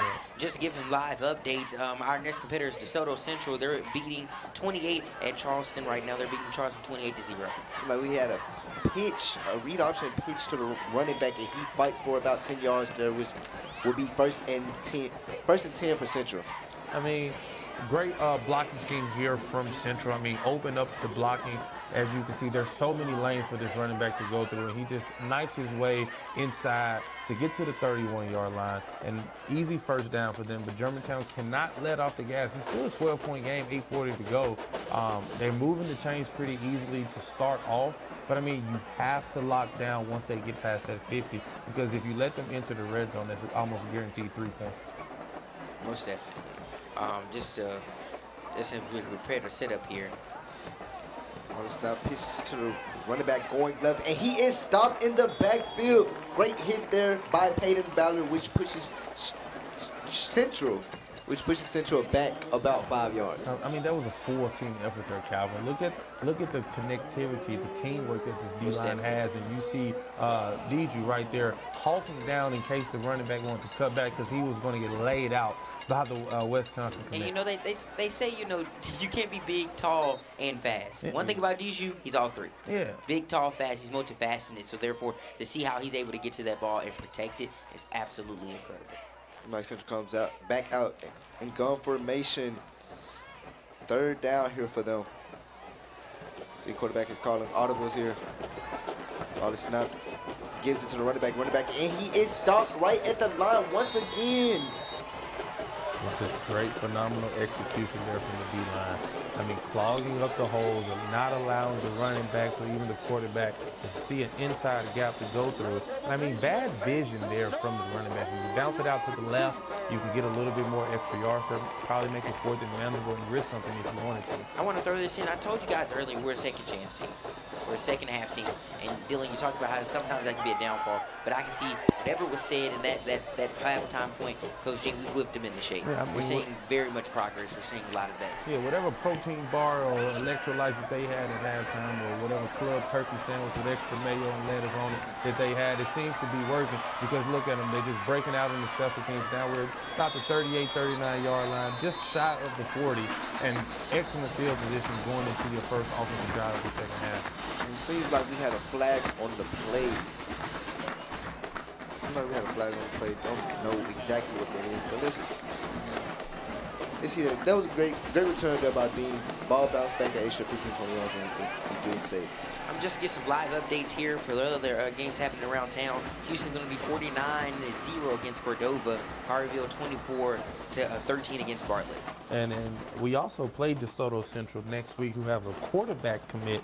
I want to make sure I get his name right before I mispronounce it. He's going to Auburn. His name is, oh, sorry, I do not have his name. I apologize. But he will be going to Auburn next year, and that is a SEC top 5, Power 5 caliber quarterback, which is a problem. And we will always have our handful when you have an SEC quarterback on the opposing side. And most definitely, DeSoto is now in the game now, 28-0 with Charleston High School as well. So therefore, I'm excited to see that upcoming game as well.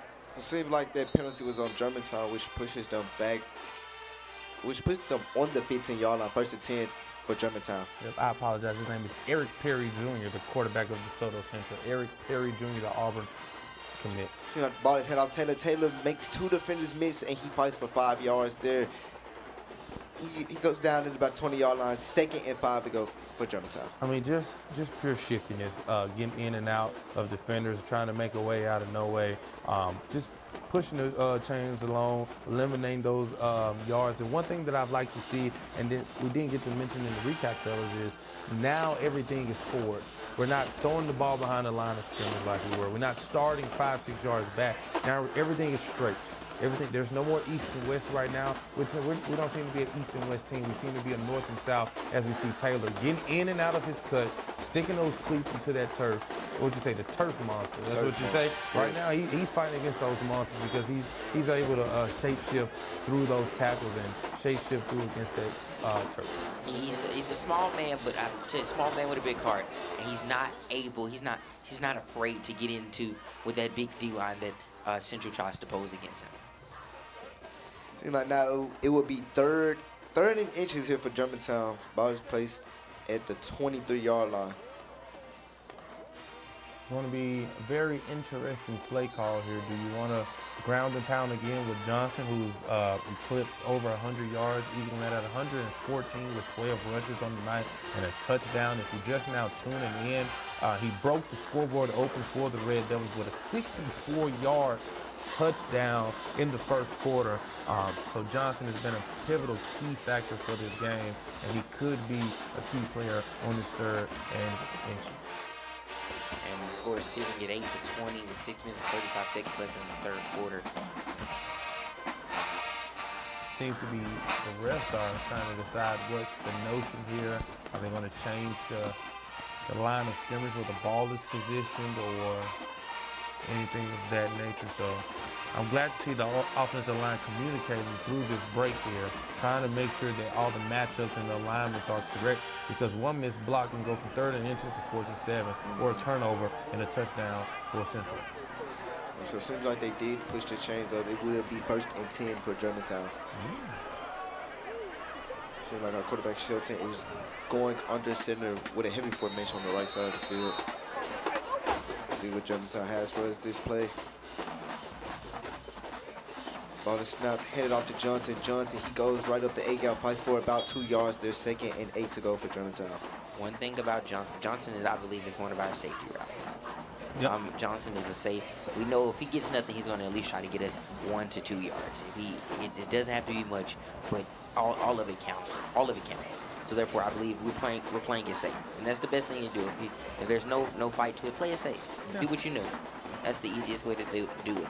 I mean, this is almost giving that 80s, 70s, 80s type of football, 90s football is where the game is one in between the troopers right now. Who wants to block more? You know, and for everybody that's on this field right now, a good cold ice bath will be very sufficient after tonight, because it's been a lot of rumbling and tumbling on the ground and our bodies toppling over one another. As you see another carry from Taylor, and he gets in and out, and there goes another pile of bodies on the ground. Seemed like he ran that for about 5 yards, which would be 3rd and short for Germantown. Hey, as you can see, he's not scared at all. He's fighting for yards. And that's what you want to see from a running back of smaller frame, not afraid to get at the line of war and put himself at risk, because those smaller running backs can get knickknacks all the time. And it's not good, but I mean, shout out to his determination to just fight for those extra yards, because he doesn't have that bigger frame like Johnson, but he has that dog inside him. He has that dog. Most definitely. You know, we have 2 running backs in the backfield. And we have a timeout by Germantown. We have a timeout by Germantown, which will be 3rd and 3 when they come back onto the field. And just looking at Coach Gene, looking at his body language here, I believe compared to when he first came out to now, of course body language changes over the game, but I believe it's starting to get personal. It's starting to get tight. He's realizing that Central's playing up. There's not only playing up physically, they're playing up mentally as well, I would say. So therefore, most definitely, I can see there's a difference in his way he's carrying himself right now. From earlier today to now, that switch in his eyes that you talked about, how have you seen it go throughout this entire game, from the first, second quarter to now at the 4:52 mark? To be honest with you, just speaking to him earlier today, he talked about how, of course, they're on his schedule, they're in his way. But I'm starting to see that he may have slightly underestimated him, I believe. And I'm starting to see, I can see it clicking in his head, and I can see it's praying. He wants to attack. And I'm starting to see that attack mode starting to switch. Yep. Darian, what you thinking? I can agree very much. I do think he came out there, maybe underestimated him just a little bit, but he sees that Central, they're coming out there ready. And as we can see, they're picking up. Germantown is picking up their game. Seems like there's a short pass here to Heyman. Heyman fights, and he goes down by right in front of the line of scrimmage, about a 1-yard gain there, 4th and short for Germantown. I mean, as you can see right here, Hammond, he's in the slot. A quick out route near the sideline.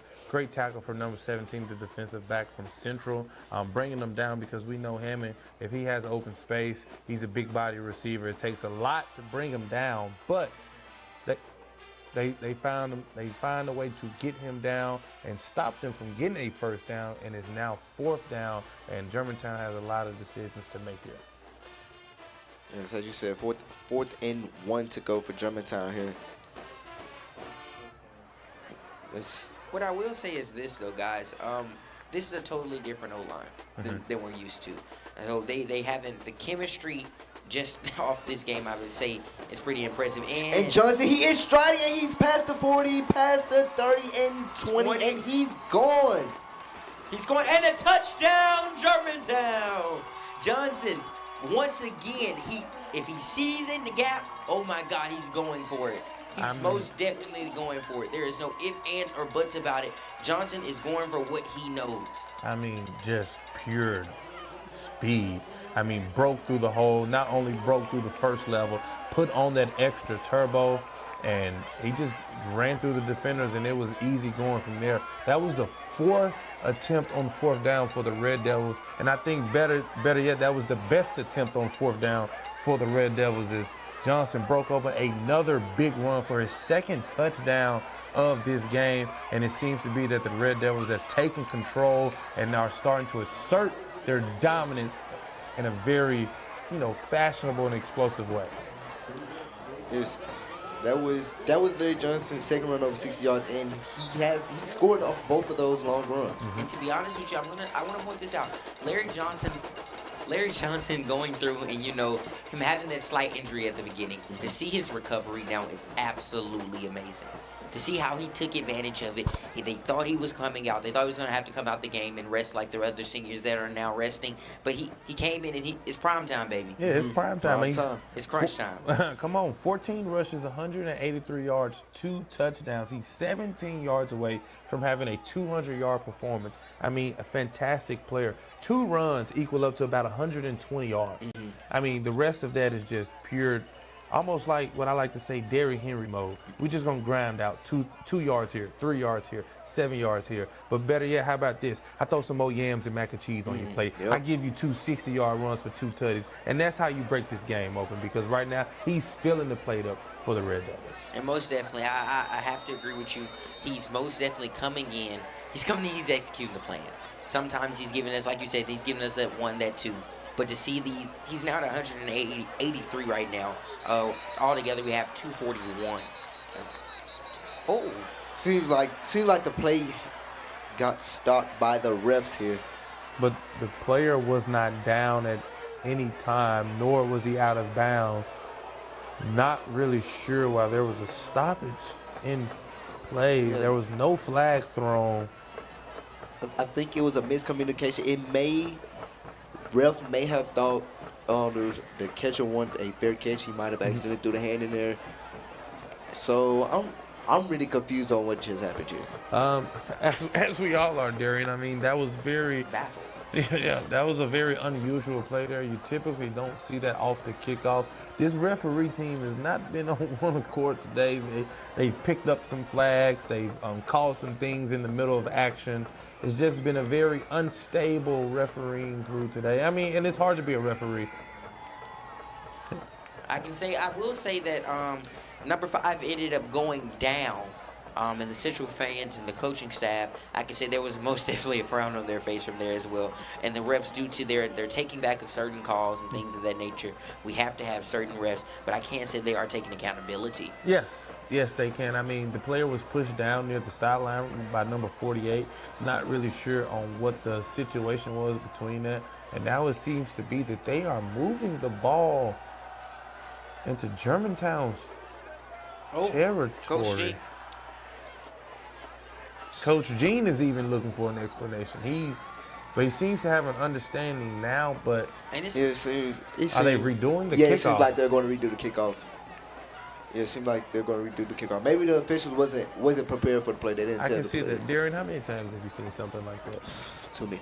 For real? Too many times? Too many. Calvin? I've never seen. I have. What football games do you go to, Darren? Oh, Pee-wee, middle school? Everything. He go to Little I go to everything. He goes to Honestly, I go to everything. He goes to You watch your little cousins play on Yes. Saturday mornings before all the college players go out on the field? Yes. Okay, I've well, you need to never stop seen watching that type of football. Because I've never seen for them to restart, nearly, of course, not time, but it's basically like they restarted the quarter. Yeah, I mean, The question is, can Germantown do exactly what they did at the beginning? hey, This is a second opportunity, second chances. Can Germantown do exactly what they did at the top of the quarter right now? I mean, do they really need to? I mean, you've already broken the game open. As we can see, Central offense can't really get anything moving now. So now the question is, can your defense just not lose that focus that you want, as Hammer does a short kick, almost like a squib kick, to get them at the 40-yard line. Not really sure what the schematics of that play was right there. But, I mean, hey, if Hammer kicked it, Coach called it. So, I'm not intrigued anymore, but I'm more intrigued in what type of games you're watching out, Darian. If you've seen a lot of plays like that on the football field. Oh, Darian watched a little bit of Little just League. a little bit of Little League. Is that on Disney Plus? What's that on Nickelodeon Plus? Everything got a plus now. Everything. The score being 26-8 with 3 minutes and 37 seconds left in the quarter. Most definitely, the quarter has been reset. Almost nearly. Not time-wise, but as for on the field, the quarter's been basically reset. The Red Devils have an advantage here. Yep, 3:37 left. Almost a 20-point game. Like they throw too high. The quarterback threw it too high over number 5. Incomplete pass. They're 2nd and 10 for Central. I'm starting to see the cookie crumble for this Central offense. they seem to not be able to develop a different type of adjustment. Now we've seen Germantown bite down on those screen plays, on those throws to the flats, or those short passes, and now there's nothing else open. Okay, so now Central, do you attack the sidelines? Do you have your receivers go outside the numbers? Do you go in the middle of the field, attack the middle? What type of adjustment do you make here to expand Germantown's defense and start making them think a little bit like you did in that first quarter? And like that, show them something different. And it is dropped great. And we have a flag on the play.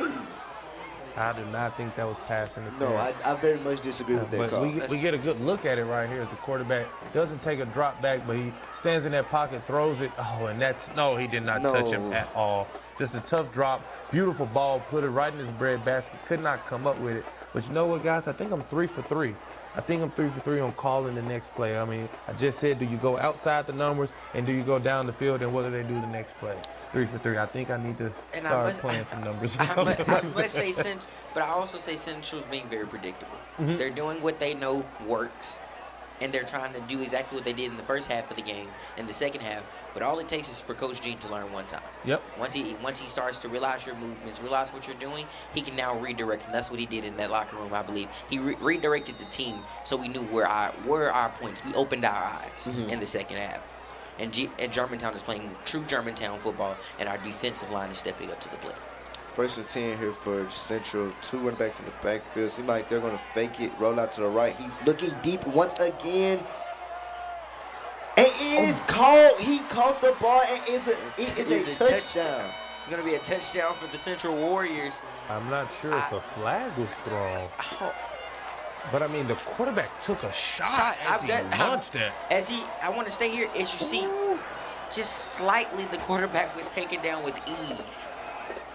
I'm not really sure what the safety, number 19, was doing. He was literally ball watching as the ball, it was in mid-air, did not want to make a play on the ball. It was there for the taking, and he literally just, sat in his recliner chair, put a blanket on, and cracked open a good book as he watched the receiver go into the touchdown. And now it's going to be what was almost a 20-point game. We are looking at a 26 to possibly 15 game, a 11-point deficit for the Warriors, but a shanked kick. And it is no good. And let me say this. I want to say this as well. It goes back to those eyes, being aware. Goes to being aware. We got too comfortable. Yep. When we get too comfortable, we make silly mistakes like that one. But and that's why I said earlier, it's anybody's game. In the game of football, it takes one person slip up, one unfocused, one person not being locked in to cost us a touchdown like that. I mean, and that defensive line was as locked in as I've ever seen them be this entire game. I mean, they completely laid out the quarterback for Central. I mean, he's definitely going to field up for the next couple of days. He took a shot.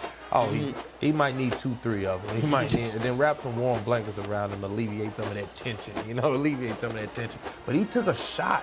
I mean, not only did he take a shot, he delivered an accurate ball and got a touchdown on the play right there. That's a worthy highlight from the quarterback right there. Show some guts and glory and put it out all on the field. Because now, like you said, Calvin, this is still a game, 12-point game. That ain't nothing but 2 touchdowns. Nothing but 2 touchdowns. Absolutely, and I'm gonna be honest with you. I'm expecting to see the Germantown offense come in and take advantage. The ball is kicked now, and it drops right about at the end zone. Johnson, he gets it, and he finds the outside. He's following his blockers, and he's striding 50 down. yard. He is striding, and he is gone. He's gone. And touchdown, Germantown. One thing about that Larry Johnson, I tell you about it. Player of the game goes to Larry Johnson. One thing about that Larry Johnson, no matter what, if he sees a gap, if you leave him open, he's going to run for it. I mean, that's almost track speed right there. He's a runner. He's a track star. Fun fact, he did used to run track. He used to run track? Yes. Did you race against him? No, I would never race against him. It's not even worth. I'll be out of breath. Give me my inhaler. I need something. Oh, God, I'm winded from being in here. I mean, player of the game goes to Larry, man. I mean, he has changed the game on all just offensive special teams. Luckily, he's not on the defensive side, because if maybe he's on the defensive side, he probably had 2 interceptions or 2 forced fumbles. He was just playing out of his mind. And like you said, Calvin, maybe that injury woke him up. He was like, maybe I will not be defeated today. And therefore, he has put on an excellent display of offensive talent. And we're going to be no good for that 2-point conversion here. Seems like Shelton tried to throw it to Dijuba there. We've never seen Dijuba try to catch the ball. We've never. That was the first time. That was the first and ever of seeing Dijuba being on that ending trying to catch that ball. And we realized this just may not be fair. Yeah, I mean, but we also talked about it. We seen on the roster that he was moved into tight end. Yes, we had a conversation about it that maybe we should see some tricky plays come up. And there goes the trick play. I mean, a little bit too much strength on the fade ball from the quarterback. But, I mean, if the ball was in pretty decent position, I mean, Diju's about 6'4", and he can go get that. I don't want to interrupt you, but I do want to point out Coach Gene took accountability. If you just a couple seconds as it turned to him, he said that was my bad. He said that was my bad. I set up that wrong. That's what you could hear from him out on the field. So that I wouldn't even blame Dijuba on that. That was just something. Hey, we live, we learn. There's mistakes, new opportunities. This is a trying game, a game of trial and error. And what was a game that could have been decided late into this third quarter has now been busted right back open like a can of biscuits due to the run by Larry Johnson, the kickoff return. I mean, does he have to go to school Monday after playing like this? Is there a rule in the Germantown policy if you run for over 200 yards, you get 3 touchdowns and have 15 carries that you can maybe take first, second, third, fourth, fifth, sixth, seventh period off? He needs, matter of fact, give him the wig off. Give him the wig. Give him the key to the city, matter of fact. How about that? He can have mine. Just give him my keys. He deserves it. You got keys to the city? I got keys to school. He can have keys to Germantown. He can have them all. He deserves it tonight. I mean, he's playing phenomenal right now, ladies and gentlemen. I mean, he cannot be stopped. But one thing I would like to see is maybe some preserve him a little bit. I mean, you have another big game next week. I mean, he's done all that you need him to do, and right now he's been successful as ever. I mean, you ever took a check to the bank, you were so excited to touch that money that you just didn't know what to do with it. He's a prize right now. You just don't know what to do with the prize. He's like a brand new Christmas gift underneath that tree. He's just so special to this game right now. He's on all levels. He's just being phenomenal. But what I would tell you this, I agree to disagree with you here when you said maybe preserve him because you don't want to get too comfortable. He's setting us ahead, but I apologize. Central continues to remind us that they're able to come back. They're able to slip in on our defensive side. So I keep him where he is. He's showing us. He's showing up and showing out. We needed this. I told you with this setback, this minor setback, with some way consider as a setback going back to that opening kickoff. I told you Germantown was going to come in and do what they did last time. It seemed like it was a flag on Central, which made Germantown kick the ball from their 45-yard line. And there, so number 12 goes up the sideline, and he goes down right about from where we kicked the ball from. First and 10 for Central. I told you that Central, the Warriors are showing us that they're able to slip through those little tiny cracks we leave open. So I need our defense to be explosive. I need them to come out explosive. Playing Germantown football, aggressive football. And before we get into this defensive side for Germantown, Head Coach Gene, he said in our meeting today, he said, I expect a score on kickoff today. I expect. There's not a lot of times you see coaches put expectations on things they cannot control. But he was so confident in his special teams that he said, I expect at least one score tonight. And Larry Johnson, you just cashed that off for Coach Gene. Seems like we had a hitch route thrown. Hitch route thrown to number 12, and he fights for about 9 yards. Great pass there. 2nd and 1 to go for Central. Yep. I believe Larry Johnson, the check is signed. It's sealed. Yeah. And delivered. Signed, sealed, and delivered, and cashed. As we see here, the quarterback is just has a beautiful, clean pocket, no disruptions. Oh, but he did get caught a little bit after the throw. But number 12, he went up high, snagged it up, brought it down with 2 hands. And not only did he bring it down, he tucked it right into that safety pocket because all of the Germantown defenders were ready to poke that ball away free and get a chance at another turnover. 2nd and 1 here for Central. Central hands it off to the running back. He goes up the gate gap, and he is hit by Nicholas Clark. Great hit there. Oh, actually, that was number 95. Great hit there by him. I mean, just beautiful execution. The defensive line is all in tandem right now. If you miss a tackle, your brother has your back, and he's going to lay that man out. I mean, as you see here, he gets through the cut, and boom, you met a brick wall. You met a refrigerator fresh out the front of your Brandon store. McKinney wasn't playing. Was not. He was ready to take him down. Sophomore was not playing. Seems like 2 running backs in the backfield here for Central. 2 running backfield, and we have 2 at the bottom of our screen. Seems like we have a timeout. Timeout here by Central. They saw something that they didn't like out there. Timeout was called. You can't blame them. We're starting to see Central's coach start to see maybe it's time to change some things. The red Coach Robertson, he's wrapping his head around what you're doing. He's getting the playbook. He studied it. You did the same thing for 2 quarters. I have no other choice but to know what you're doing. And when you come out of halftime, you have to have, I believe in the game of hooping. After halftime, you have to have something. You got to have some type of trick up your sleeve. But I'm seeing the same thing from him. And that's how Coach Gene is able to take advantage of it. I mean, I'm also thinking that Central may have called that timeout to allow that running back to catch his breath. I mean, he took a hard shot. I mean, you ever ran into a brick wall and you felt great after? No. No, never. Okay, then. So, you know, give him a snack, give him a Gatorade, give him some Pedialyte or something. I don't think anyone's run and felt great after. Yeah. So definitely not running into something and feeling great after. Well, here we go on 3rd and short. 3rd and short here for Central. Seemed like we might expect a run here. Seemed like they sent a man in motion. Fake the handoff. He rolls out right and he runs it, and it's great hit there by Antonio Crawford, Crawford great hit there, but great first down by the quarterback. I mean, the quarterback right now is just playing a manipulation game. Am I going to run it or am I going to scramble out to the pocket? And he seems to be just a little bit short. No, they're moving the chains, so they gave him the first down. They will be moving the chains, but the quarterback, like I said, he's a dual threat weapon. I mean, he's made some good plays. He has, but the defense is starting to come together. They're containing him as much as they can out of that pocket. I mean, that was 3-4 yard run before he got taken out below the knees. He throws it deep, and the wide receiver's wide open. He overthrows him just by a little. You know what, Darian? I'm putting that one all on the receiver, man. It looked like he gave up halfway through the route.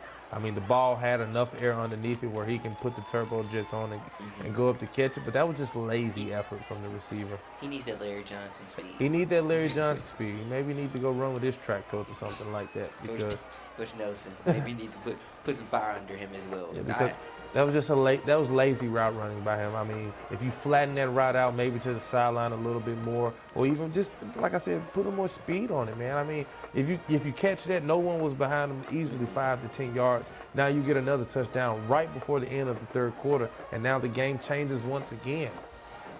It seems like 2nd and 10 here now for Central. They send a man to the outside. Quarterback drops back. He throws the screen, and Hammer grabs onto the wide receiver, which pushes them back 2 yards. 3rd and 12 here for Central. As we look back at this, I want you to just look at it. The moment that ball is snapped into motion and he throws it, number 12, Hammer immediately moves into action. Number 12 he goes down with it. That's not a fight he wants to pick with Hammer. Oh, definitely not. That's not a fight. Number 12 is a small guy. There's no fight he wants to put up with. And just great awareness from the Hammer there. I mean, you've seen the screenplay coming. You allow your brothers on the defensive line to chase after the quarterback. But one thing about it, everyone doesn't have to chase after the quarterback. Somebody got to go get the receiver. And that's what the Hammer did. He stopped him right there at the 50-yard line as they go on this 3rd down. Like there's another play action quarterback. He's looking. He throws it, and Carter Booth just dropped it. It was right in his hands. I mean, it's like, I want to look back at that because it seemed like if it went through his arms, like it just slid through. You see, the quarterback then he runs and he snaps it. It's thrown and it's like it just slides straight through Carter Booth. I mean, but that's why DBs are DBs and not wide receivers. I mean, because they got them butter on them gloves. But the defensive line has shown up and show out consistently ever since the first few drives of the 1st quarter. I mean, Darian, we spoke about it. You spoke about it, the pressure. The pressure that the D-line is creating is allowing this quarterback to not feel as comfortable as he is in the pocket. Even though the pressure hasn't kept up for the majority of the game, but for it to come in spurts and when you need it the most is the most important. You needed that energy from the defensive line on that 3rd down, and now you get the ball back at just short of your 20-yard line. Looks at about the 15, 16, and it might be a fight breaking out. There may be just a tad bit of tension on the field. Number 13, creating just a tad bit of tension. Number 13, Malik Dean, but quickly resolved teammates being great teammates and pulling him from there so we don't cause any penalties. The score is going to be 32-14 entering into the 4th quarter. This has been a game. Has it been a close game? The first half, yes. But Germantown, like Coach Jean loves to say, second half team. And even though I'm not the biggest of splitting the game up into halves in terms of skill set and play and effort, you still want to dominate, and that's what they're starting to do. You know, you guys said earlier, maybe they underestimated them a little bit. Now we're starting to see this is the real deal. You know, this is not what's the V's rap song? This is not a fire drill. Yeah. This is the real thing. Germantown Red Devils, this is the real thing. Applying the pressure and controlling the ball from the line of scrimmage. We've seen the offensive line create holes for Larry Johnson and Mr. Taylor, the running back duos, and Mr. Shelton. And then you've seen the D-line control those running backs and this quarterback from making anything happen outside of the pocket. Now Germantown looks to add on more points, hopefully, in this fourth quarter. So it seemed like it was a personal foul on Malik Dean, which pushed them back just a tad, which would be 1st and 10 for Germantown. Being up 32-14 going to 4 quarters. And I just want to say, we got to take that personal foul, to be honest. There was a little tension. We all saw it. We take accountability when we move on about it. It's a tense game. Yeah, and our cheerleaders are out there, they're smiling faces and excited about the game as well. And then, you know, you always got to break out a fight in front of the cheerleaders. Makes you look a little bit tough. a little bit so. Mike Shelton, he drops back and he's looking toward the left side of the field. And number 15 gets him right, and he goes down right at about the 4-yard line. There seems to be a flag thrown. I want to say that's holding on Germantown. We're going to take another look at that to confirm that play. Yep, that will be on the left tackle, number 51. You cannot sling your defender to the ground. And also, number 1, the rule, don't sling your defender to the ground. Number 2, don't allow him to get up and sack the quarterback.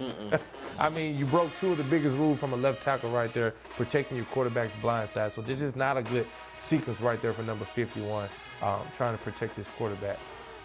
It seems like the penalty was declined.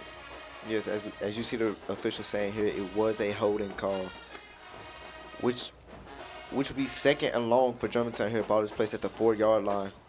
And it's going to be tough to get out this situation. I mean, you're backed up into your own end zone. You've already taken the safety early in this game. The only rule should be is let's get positive yards and not get a safety. Shelton hands it off to Taylor. Taylor, he is fighting for yards, and he goes down at about the 10-yard line. Great fight there by Taylor. And let's look back at this, guys, here. You see Jordan Shelton, he hands it off to Taylor with ease. Taylor gets up to that gap, and he's taken down just slightly. And Taylor has 60 yards rushing on the night.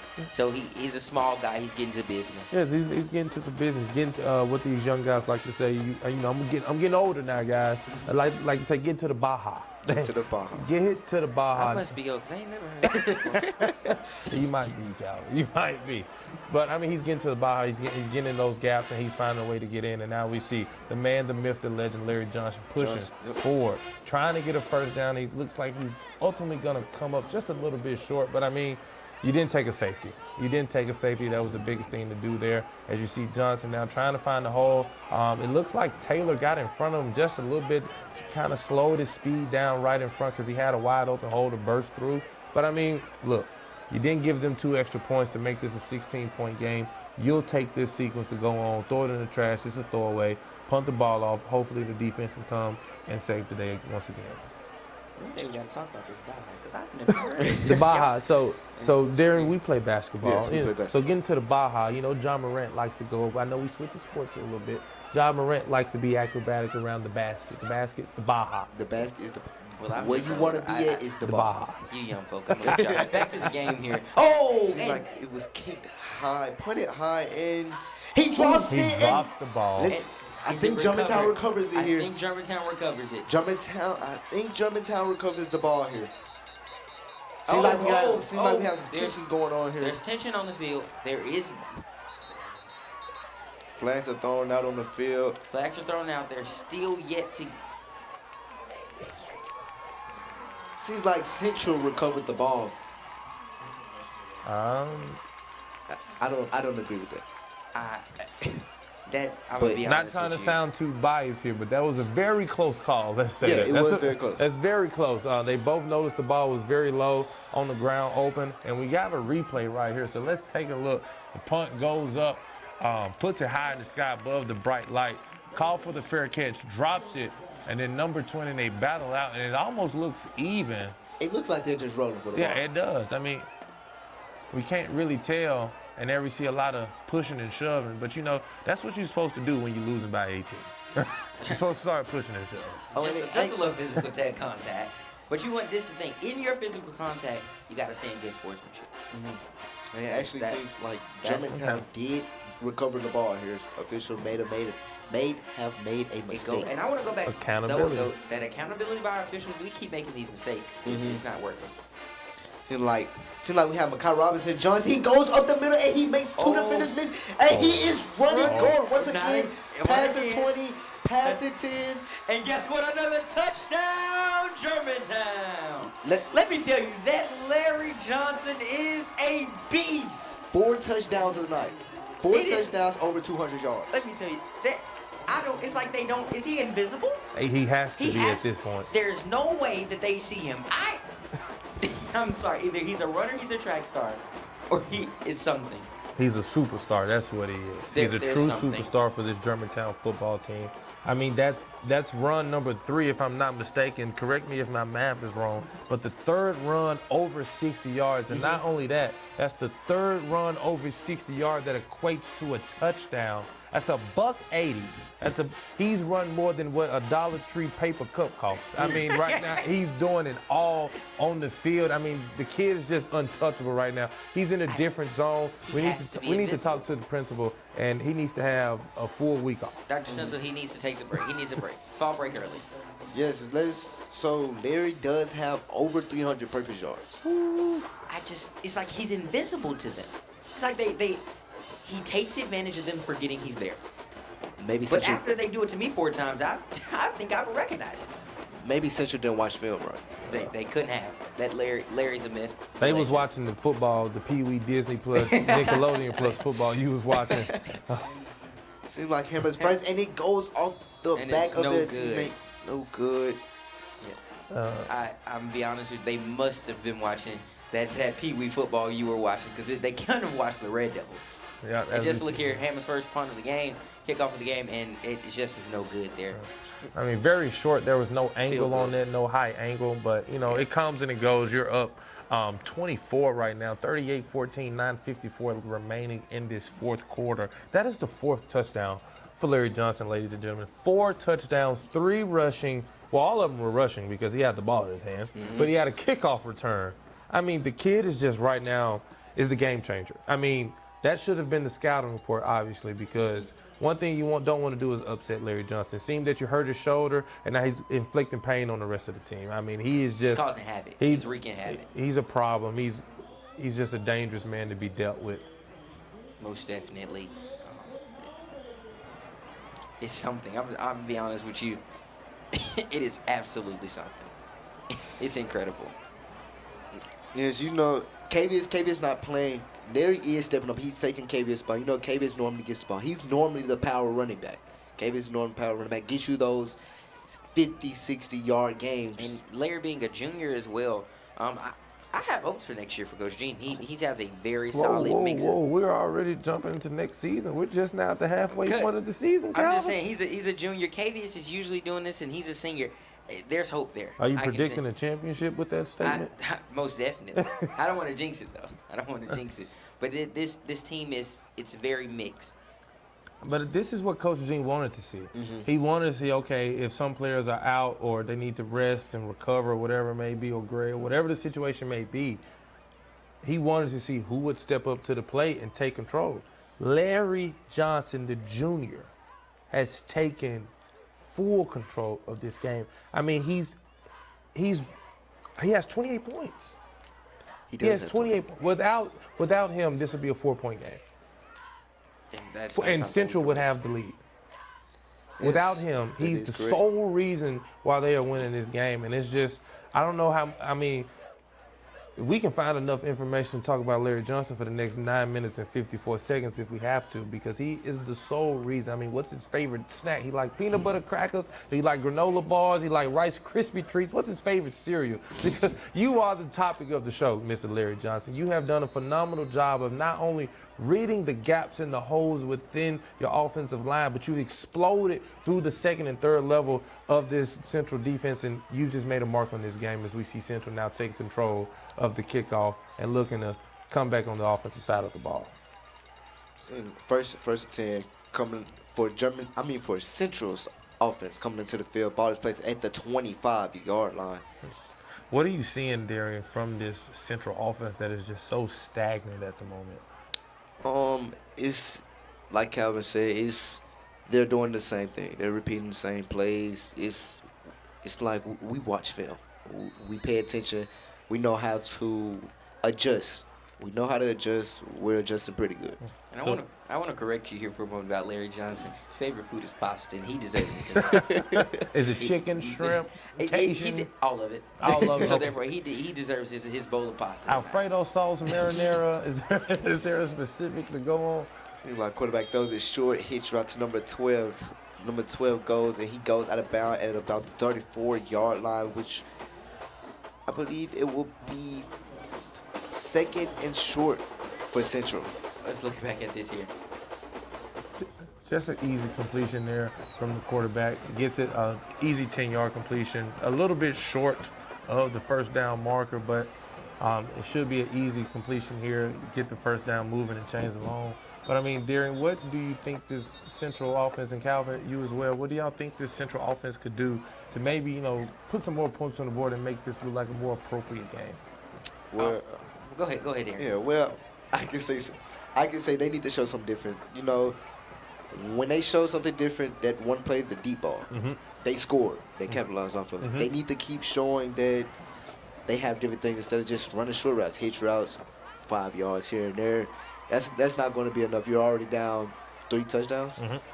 So, yeah, that's what I think they should do. As we get ready to head back on the field, as they get ready to snap the ball in motion, this is what I will say. Don't do what you did in the first quarter, because Coach G knows. They don't do whatever you thought you had, whatever you thought you were doing. They got you your 14 points. Switch it up. Change the layout of things. Add a little spice to it. And I'm not really sure what's holding up the play here, guys. I mean, at this point, it's a 24-point game. There should be a running clock almost. I mean, the offense really hasn't gained many yards outside of that deep ball where they scored. Offense really hasn't gained more than about 30, 40 yards. So, I mean, I'm not really sure what's the hold up here as we see Germantown making some substitutions here on the defensive side. And I just want to give a quick update. All of our DeSoto Central and Charleston are going to be 49-14, and that's final. That game is now final. Houston is going to be 56-0 with Cordova. That's also final. Carterville 38-20 with Bartlett, and that's also final. All those games are going to be final at this time, and we're just waiting on that score for Germantown. Oh, yeah. I mean, as long as it's a W, that's all that really matters. I mean, whatever the score can be what it is and what it wants to be, but as long as it's a win, nothing else really matters for Coach Dean. I mean, you move on to next week and you get ready to face some tough competition because the rest of the season, it's a gauntlet for the Red Devils. And after speaking Coach Dean, it's a game after week after week after week. And of course, they're preparing for senior night. That's that matchup against Southwind. Those are our real rivals. Yep. They're up the street. That's where all of our transfers come from, things like that. It's going to be Southwind. So I'm excited about that game. I know he has a lot on his plate, a lot on his mind. And I know people are talking about this game or saying this is just going to be the matchup of the century because they're both undefeated. Yeah. But there's a matchup every week, I would say, going forward. Yeah, and that Southwind rivalry has been brewing. I mean, even when my older brother went to Southwind, I mean, the Southwind and Germantown have always went at it. Basketball, football, any other sport you can think of. It's always the two closest schools, and they always get the business. Right, they're going to hand it off to the running back, and the running back, he is running.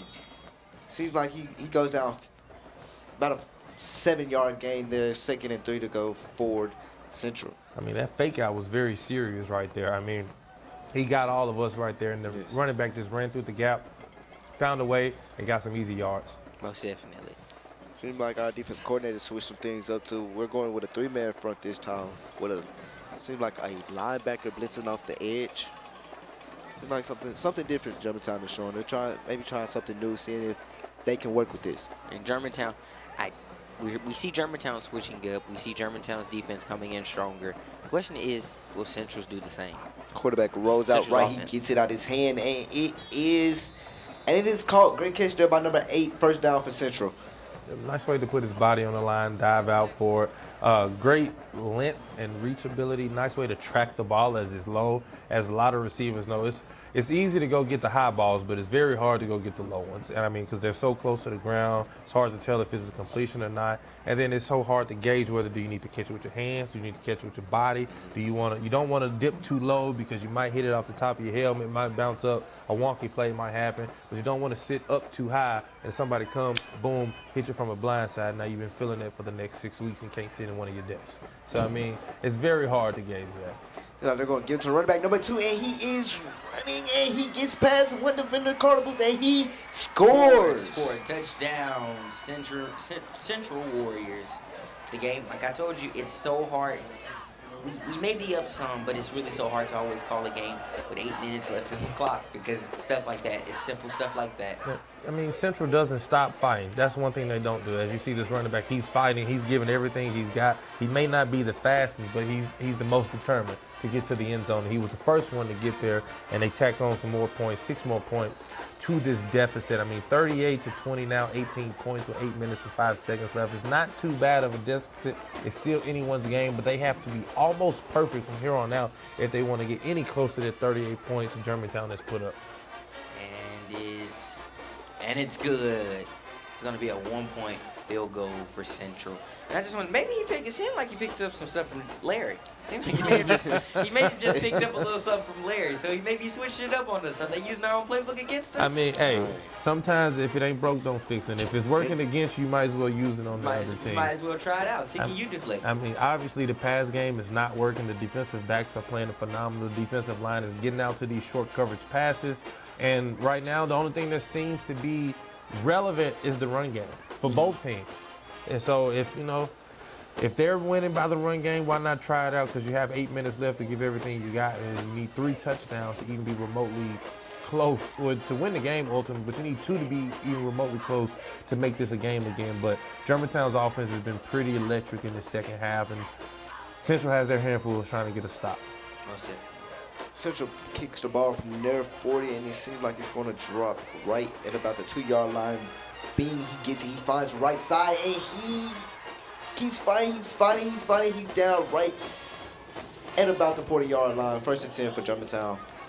Yeah, the physicality from both teams fighting for these extra yards is really standing out. You don't see a lot of people fighting for the extra yards because a lot of coaches are scared that, you're going to try to fight, stick the ball out, it's going to be a poke out, it's going to be a fumble, it's going to be the other way. But Coach Gene has taught them the right way to fight for the extra yards. It's not with the ball, it's with your legs. The bus from Pittsburgh, the running back, Jim Bettis, he taught that. Marshawn Lynch, he taught that you run with your knees and not with the ball. You stomp the ground, and that's how you gain those extra yards, and you use your blockers and everything to push you and gain that momentum forward. It's like we have Makai Robbins in the game now. He looks and he throws a. Ooh. That was a heater. Yes, I think that's why he dropped it. I think that's why the DB dropped it. That was an absolute heater. I mean, I wish we had a speed gun to see how fast that came out of his arm. I mean, that was a rocket coming out, and the defensive back he tried to thread the needle and couldn't get it there. It had so much heat on the ball. I mean, it's just a tough catch for anyone to make. So, but, the blessings checked off again. Calvin, Germantown keeps the ball, and it's 2nd and long. Most definitely. And as they get ready to line back up, it's good to see senior Makai Robbins out in the game today. This is his 2nd appearance now in the game, so I'm excited to see what he can do with that arm that he has. But he hands it off to Taylor. Taylor, he goes right up the A-gap, fighting for yards, and he goes. A flag. He fights for about 3 yards there. 3rd and 7 for Germantown. Let's see here. Hands off. He tries to slide through, got bumped just a little, slowed him down. Yeah, that time he just couldn't find his way out of some trouble. And it's okay. You can't get out of trouble every single time you get into some. So, I mean, it comes and goes with the ups and downs of the game. But, I mean, they're controlling this game. I'm not surprised they're keeping it on the ground. What I am surprised is no running clock. I don't know if TSSAA, the referees, think Central has a serious chance of making a comeback. But, I mean, at least they're respecting them and not running the clock, because it always hurt your feelings when the clock is getting ready. Like second and 20 now for Germantown. God, he draws back and he's looking. He throws it right to Heyman. Heyman is fighting and he's fighting. Great pass there. Seems like it will be 3rd and 8 for Germantown here. Heyman, number 15, is a very physical receiver at the point of contact. I mean, as you can see, the passing game is starting to open up when, when Robbins checks into the game. The passing game opened up, and that was a serious tackle by the defensive backs. I mean, had some things go haywire over there for Mr. Heyman, but I mean, that's just how physical he is. It's hard to bring him down with just a regular tackle. You got to use some extracurricular activities to try to bring him down, because he is a problem to deal with one-on-one on the outside. Seems like we're going to have Bean and Taylor in the backfield now. Hand off to Bean. Bean is fighting, and he breaks one tackle. He makes one miss, and it will be a first down. About an 8-yard run there by Bean. 1st and 10 for Germantown. And I want to point out this, guys. This is Bean's 2nd game being back.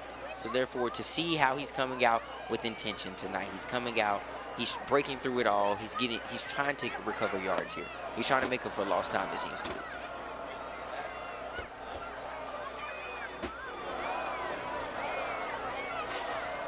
So there was a flag on the play. Don't know what it was, but seems like our officials will be letting us know in a minute.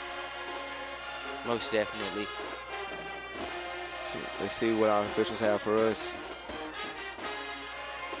Oh, they're still trying to get out.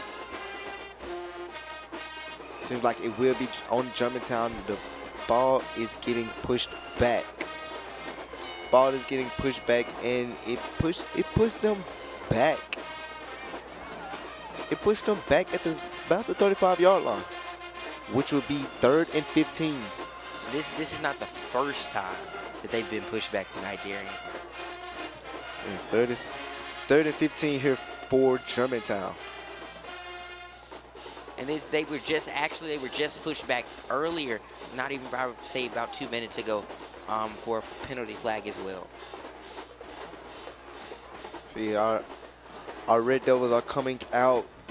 2 running backs in the backfield, Bean and Taylor with a tight end.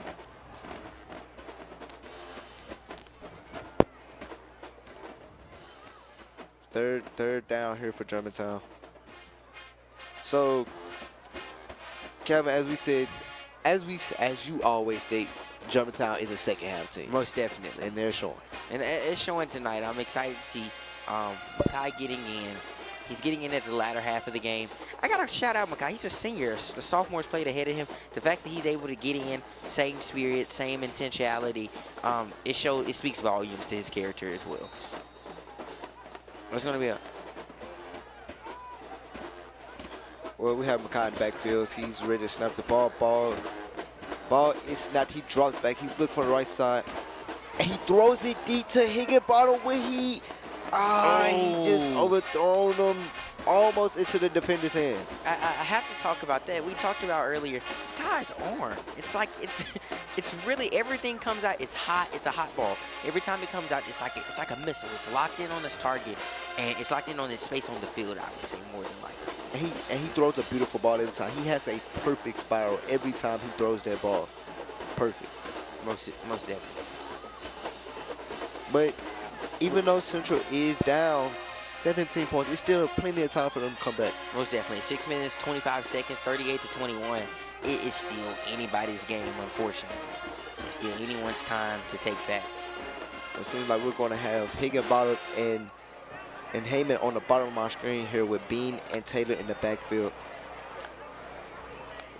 Robbins snaps the ball. He looks, he throws it to Higginbottom. Higginbottom cuts to the outside. He makes one miss, and he is striding down the sideline past the 30. He makes one miss, and he goes down right at the 25-yard line. I mean, he almost came out of bounds here. Just almost. We're getting so close to the red zone here. That's where we want to be tonight. Higginbottom saw an opportunity. He broke that one tackle, and he saw an opportunity, and he capitalized on it, I would say. He took advantage of his opportunity. Because he made a 5-yard catch turn into about a 20-yard gain there. And he kept the clock rolling by staying in bounds. Now we have Germantown. They're coming back. They're coming back now with Taylor and Bean still in the backfield. Higginbottom on the right side by himself. Seems like they're going to fake the pass, give it to Taylor. Taylor, he finds the A-gap. He goes up the A-gap. He makes one defender miss, and he fights for the yards, and he goes down right at about the 10-yard line. First down for Germantown. Yep, great to see that Taylor is back in the game after you've seen different running backs able to shift in and shift out. But look at him shifting in and out of the way of defenders there. Toppled over a defender trying to break away and get into that end zone. But I mean, speaking back to Robbins' arm, excuse me, it's almost like a rocket launcher. I mean, he can put it up there effortlessly. I mean, he can just 40, 50, 60 yards just easily. And I mean, that's what you want to see out of your veteran senior quarterback. I mean, Coach Gene spoke to him. I mean, he shows a lot of loyalty to this team because he's a senior. He could have went anywhere else in the city of Memphis and played for one of these top high schools and been the starting quarterback for the majority of the season, you know, disregarding all types of injuries and anything. As you see him dropping back here, and that's an easy play, and the receiver just cannot come up with the easy catch. I mean, he knows how to put a heater on the ball, and it's hard to catch those types of catches. Like you see in this replay right here, it just, look how easy it is. He sits back in the pocket, boom, throws the hitch route. You know, I think that's one of your favorite routes, Darian. That's one of the favorites there. One of my favorite routes there. You know, it's quick, it's simple catch, simple yards. Most definitely here. Germantown comes out of the huddle with two running backs, and they're going heavy on the left side of the field. Let's see what they have for us now with this drive. Okay, he snaps it, he drops back, and he is looking, he steps up in the pocket, and he is running, he bounces to the outside. Oh, he tries to. Slightly taken down there.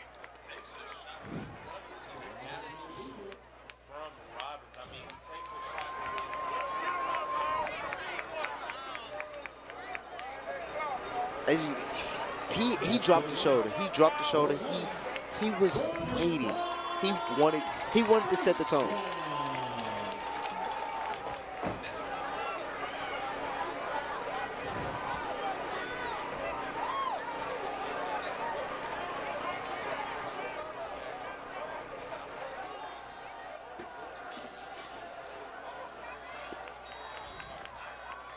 We have.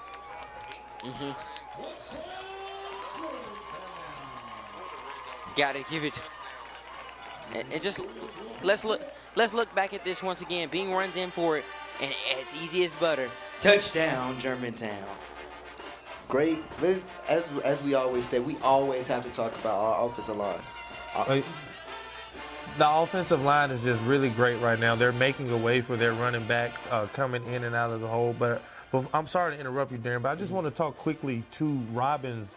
His determination, like I was saying earlier, he could have went anywhere and been a starting quarterback, but he decided to ride it out his senior year, not only with the Germantown Red Devils, but with Coach Gene, and trust his vision. I mean, he was on the phone training over a period of time with a younger quarterback, with a different trainer, and he was able to, you know, put his feelings aside, put that ego aside, and learn from the younger player. Just because someone's younger than you doesn't mean they can teach you anything.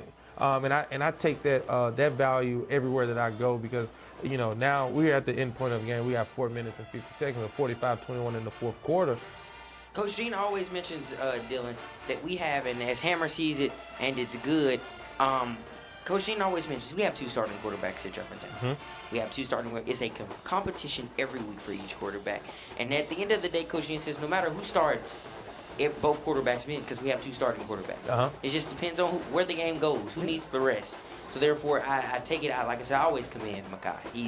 That's strong to be a senior and have that dedication still. Yeah, and that's just amazing. Like I said, learning from someone younger than you, like I was saying, Calvin, everyone knows I'm your uncle, but I still learn things from you on a day-to-day basis. We talk pretty often. I mean, just because you and Darian talk about things doesn't mean I can't learn something from Darian or something from any of the kids on the production team. I mean, you always can learn something from somebody. So just because you may be older doesn't mean you need to take away and close your brain off and learn. And shout out to Makai for just being that student of the game and always ready to learn. Right now, Hammer, he boots it and he drops right at about the 15-yard line. Number 12, he gets it once again. He tries to cut up the middle, and he is tackling. It seems like number 43 is limping off the field, but hopefully he's okay.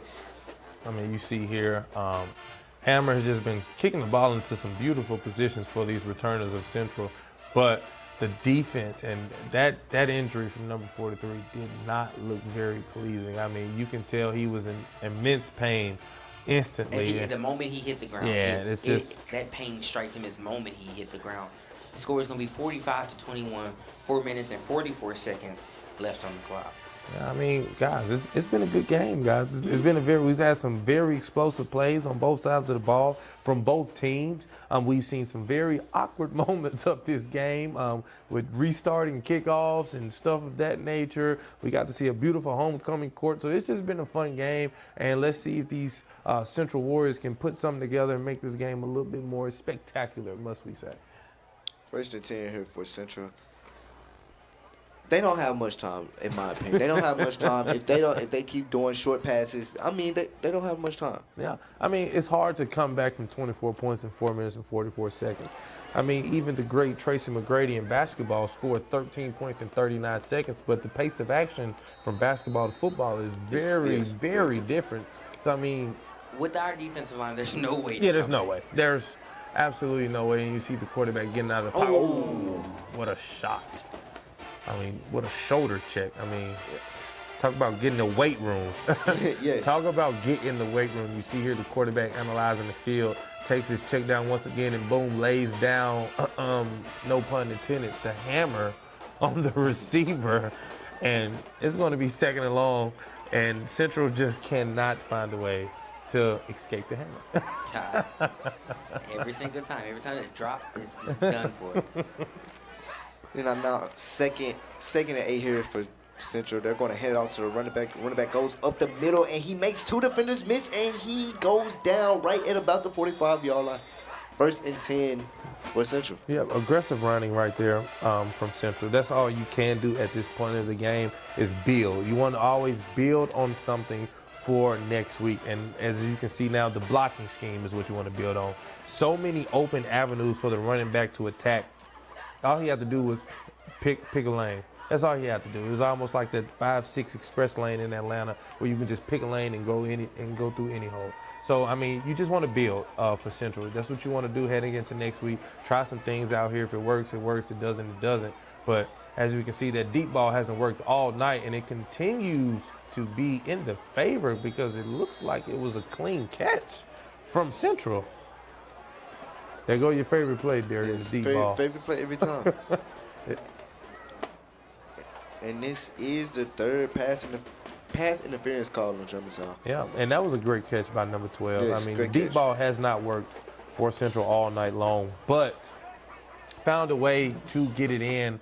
You know, very thread the needle like Chris Paul. Like I like to make a lot of basketball reference because I'm a basketball aficionado, but just a perfect way to thread the needle and great way to come up with the catch because we've seen some easy drops tonight. We've definitely seen some easy drops. I want to point out Coach Jean's facial expressions. You see how it's starting to loosen up that tense that he had at first. I can start to see the change in his facial expressions as he realizes that he just had to put a little fire under him. Yep. And they were able to correct those actions, and now we're sitting where he would like us to be. And our quarterback drops back, and he's looking on the right side of the field, and he gets grabbed, and he goes down. The whole defensive line is there to tackle him. And that's exactly what you want to see after giving up a big play, a sack. And you can never complain about the sack because you got to feed the big man. That's how they keep chasing this quarterback. Once they get him down one time, they got to get him down for the rest of the game. And they've been well fed with sacks tonight. I mean, look at the team effort. 3 men had to fight to bring him down, and that's nothing but determination from the quarterback, but he wasn't going to win that battle. No chance, no day of the week and twice on Sunday. I mean, not at all. There was no hope at all. Congratulations. Shout out to our GHS Palm team for an amazing performance during halftime. Ball snap handed off to the running back once again, and he is hit by his own teammate.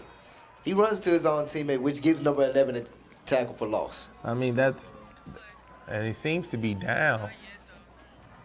Number 50 seems to be a little shaken up. Number 11 had a forceful defensive slide.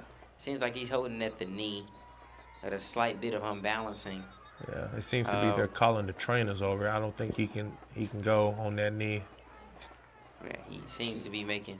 Yeah, it seems like making his way off the field. It may have been that shoulder. It's that Germantown. It definitely looks like his shoulder is similar to Johnson's. I'm sorry. It looks very limp. So, just right about the 2-minute mark of the final quarter of the game, 24 points. I mean, this second half has been a very entertaining second half. A very entertaining second half. I mean, running into your own offensive lineman is nothing you want to see at the end of the game. Another Shaq and Food moment we've seen tonight. So, I mean, this game has been great for the comedy. I think we've done a good job telling a few jokes, ladies and gentlemen. But this game has been really good. Quarterback drops back. He throws it to the flat, and he is hit. Great hit there by number 44. Yeah, you can see Coach Gene jumping for joy on the sideline. That vertical still looks like he's in his prime. I mean, the defense is showing up, and they're showing out to full capacity. I mean, hey, look, he's as fit as I've seen a man in a very long. He has the verticality to get up and get high in the sky because he was jumping for joy after that tackle right there. Seems like now 4th and 20 for Central. Seems like they're going to go for it. They don't have a choice, really. Hey, yeah, the game is about over. It's a minute and 10. Actually, we're going to just clock it. It's minute and 9 right now, 45-21. If they go for it, they go for it. There's a possibility. But if they don't, I'm going to be honest with you. If they go for it and they get it at max, all they're getting is you got a little bit close. Yeah. My thing is I would like to see them, let's see what the kicker's legs talking about. Can you make a 50-yard field goal? Why not try it? I mean, you have nothing to lose here. You can only go upwards from here. But all I would say is just don't let the offense don't let Larry Johnson get that ball with a minute left. I think Larry Johnson's night over with. Yeah, I hope it is. Yeah, for their sake. Hard. He's worked hard tonight. He deserves the night off and the week off, Coach. As we're waiting here, I'm not sure what's the holdup for the final, what should be the final play of the game. Like Central is coming heavy on the left side of the field with 2 wide receivers on the right. They have to try to score here to at least cut the lead down. Yeah, I mean, you just want to make it a decent game, but it seems to be Germantown just jumped off sides. Which will push Central up. Still would be 3rd down. It would be 3rd down here for Central. And in preparation for senior night on yesterday, Southwind and Briarcrest went head for head, and they're going to be 48. That score was 48-42, a close game. Both great teams. Southwind still being undefeated right now. So I'm excited for senior night. I mean, if we can get to the 30 from both of these teams and still undefeated, talk about a battle. Battle, truly. And that's one of the greatest battles of the Memphis region. Quarterback drops back. He throws it to the middle of the field. He's just running to the outside, and he goes down at about the 12-yard line.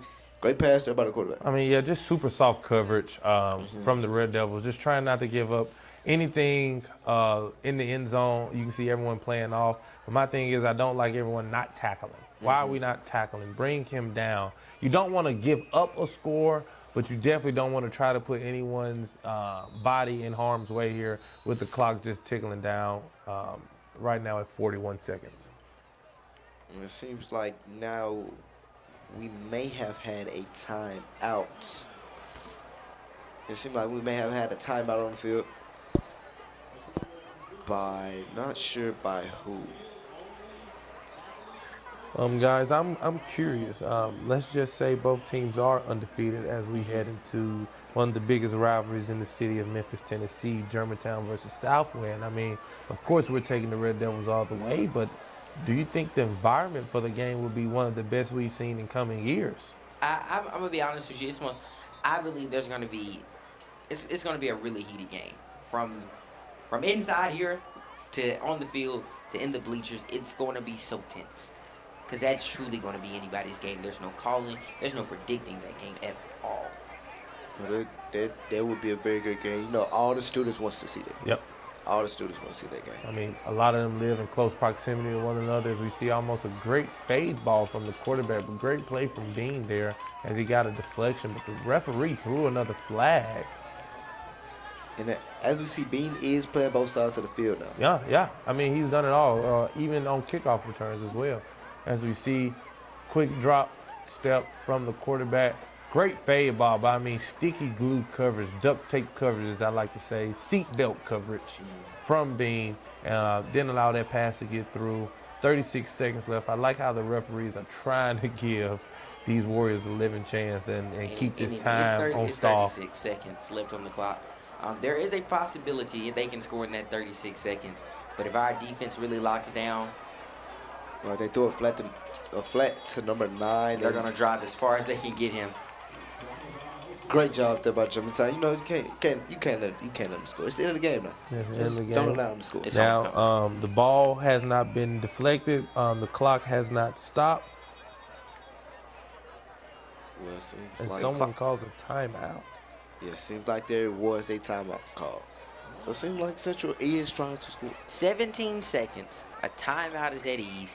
I just got to wonder, is there room for Central to try to score something? I mean, yeah, you're in field goal range, so it's a guaranteed 3 points if your kicker knows how to use his legs. So, I mean, that's not a problem there. But it's almost like, why are you stretching the time? You're guaranteed 3 points. You know you can get 3 points. You know, you tried all that you can do in this game. You know, unfortunately, Larry Johnson was just too much to handle in the second half. I mean, he was prime time. He was prime time as ever could be. He did his thing, and he ultimately just beat you guys, and you lost to one player. So, I mean, either take your field goal or let the clock run out. That's just ultimately the brutal truth. It's 17 seconds. Germantown, if Germantown's defense can just hold them.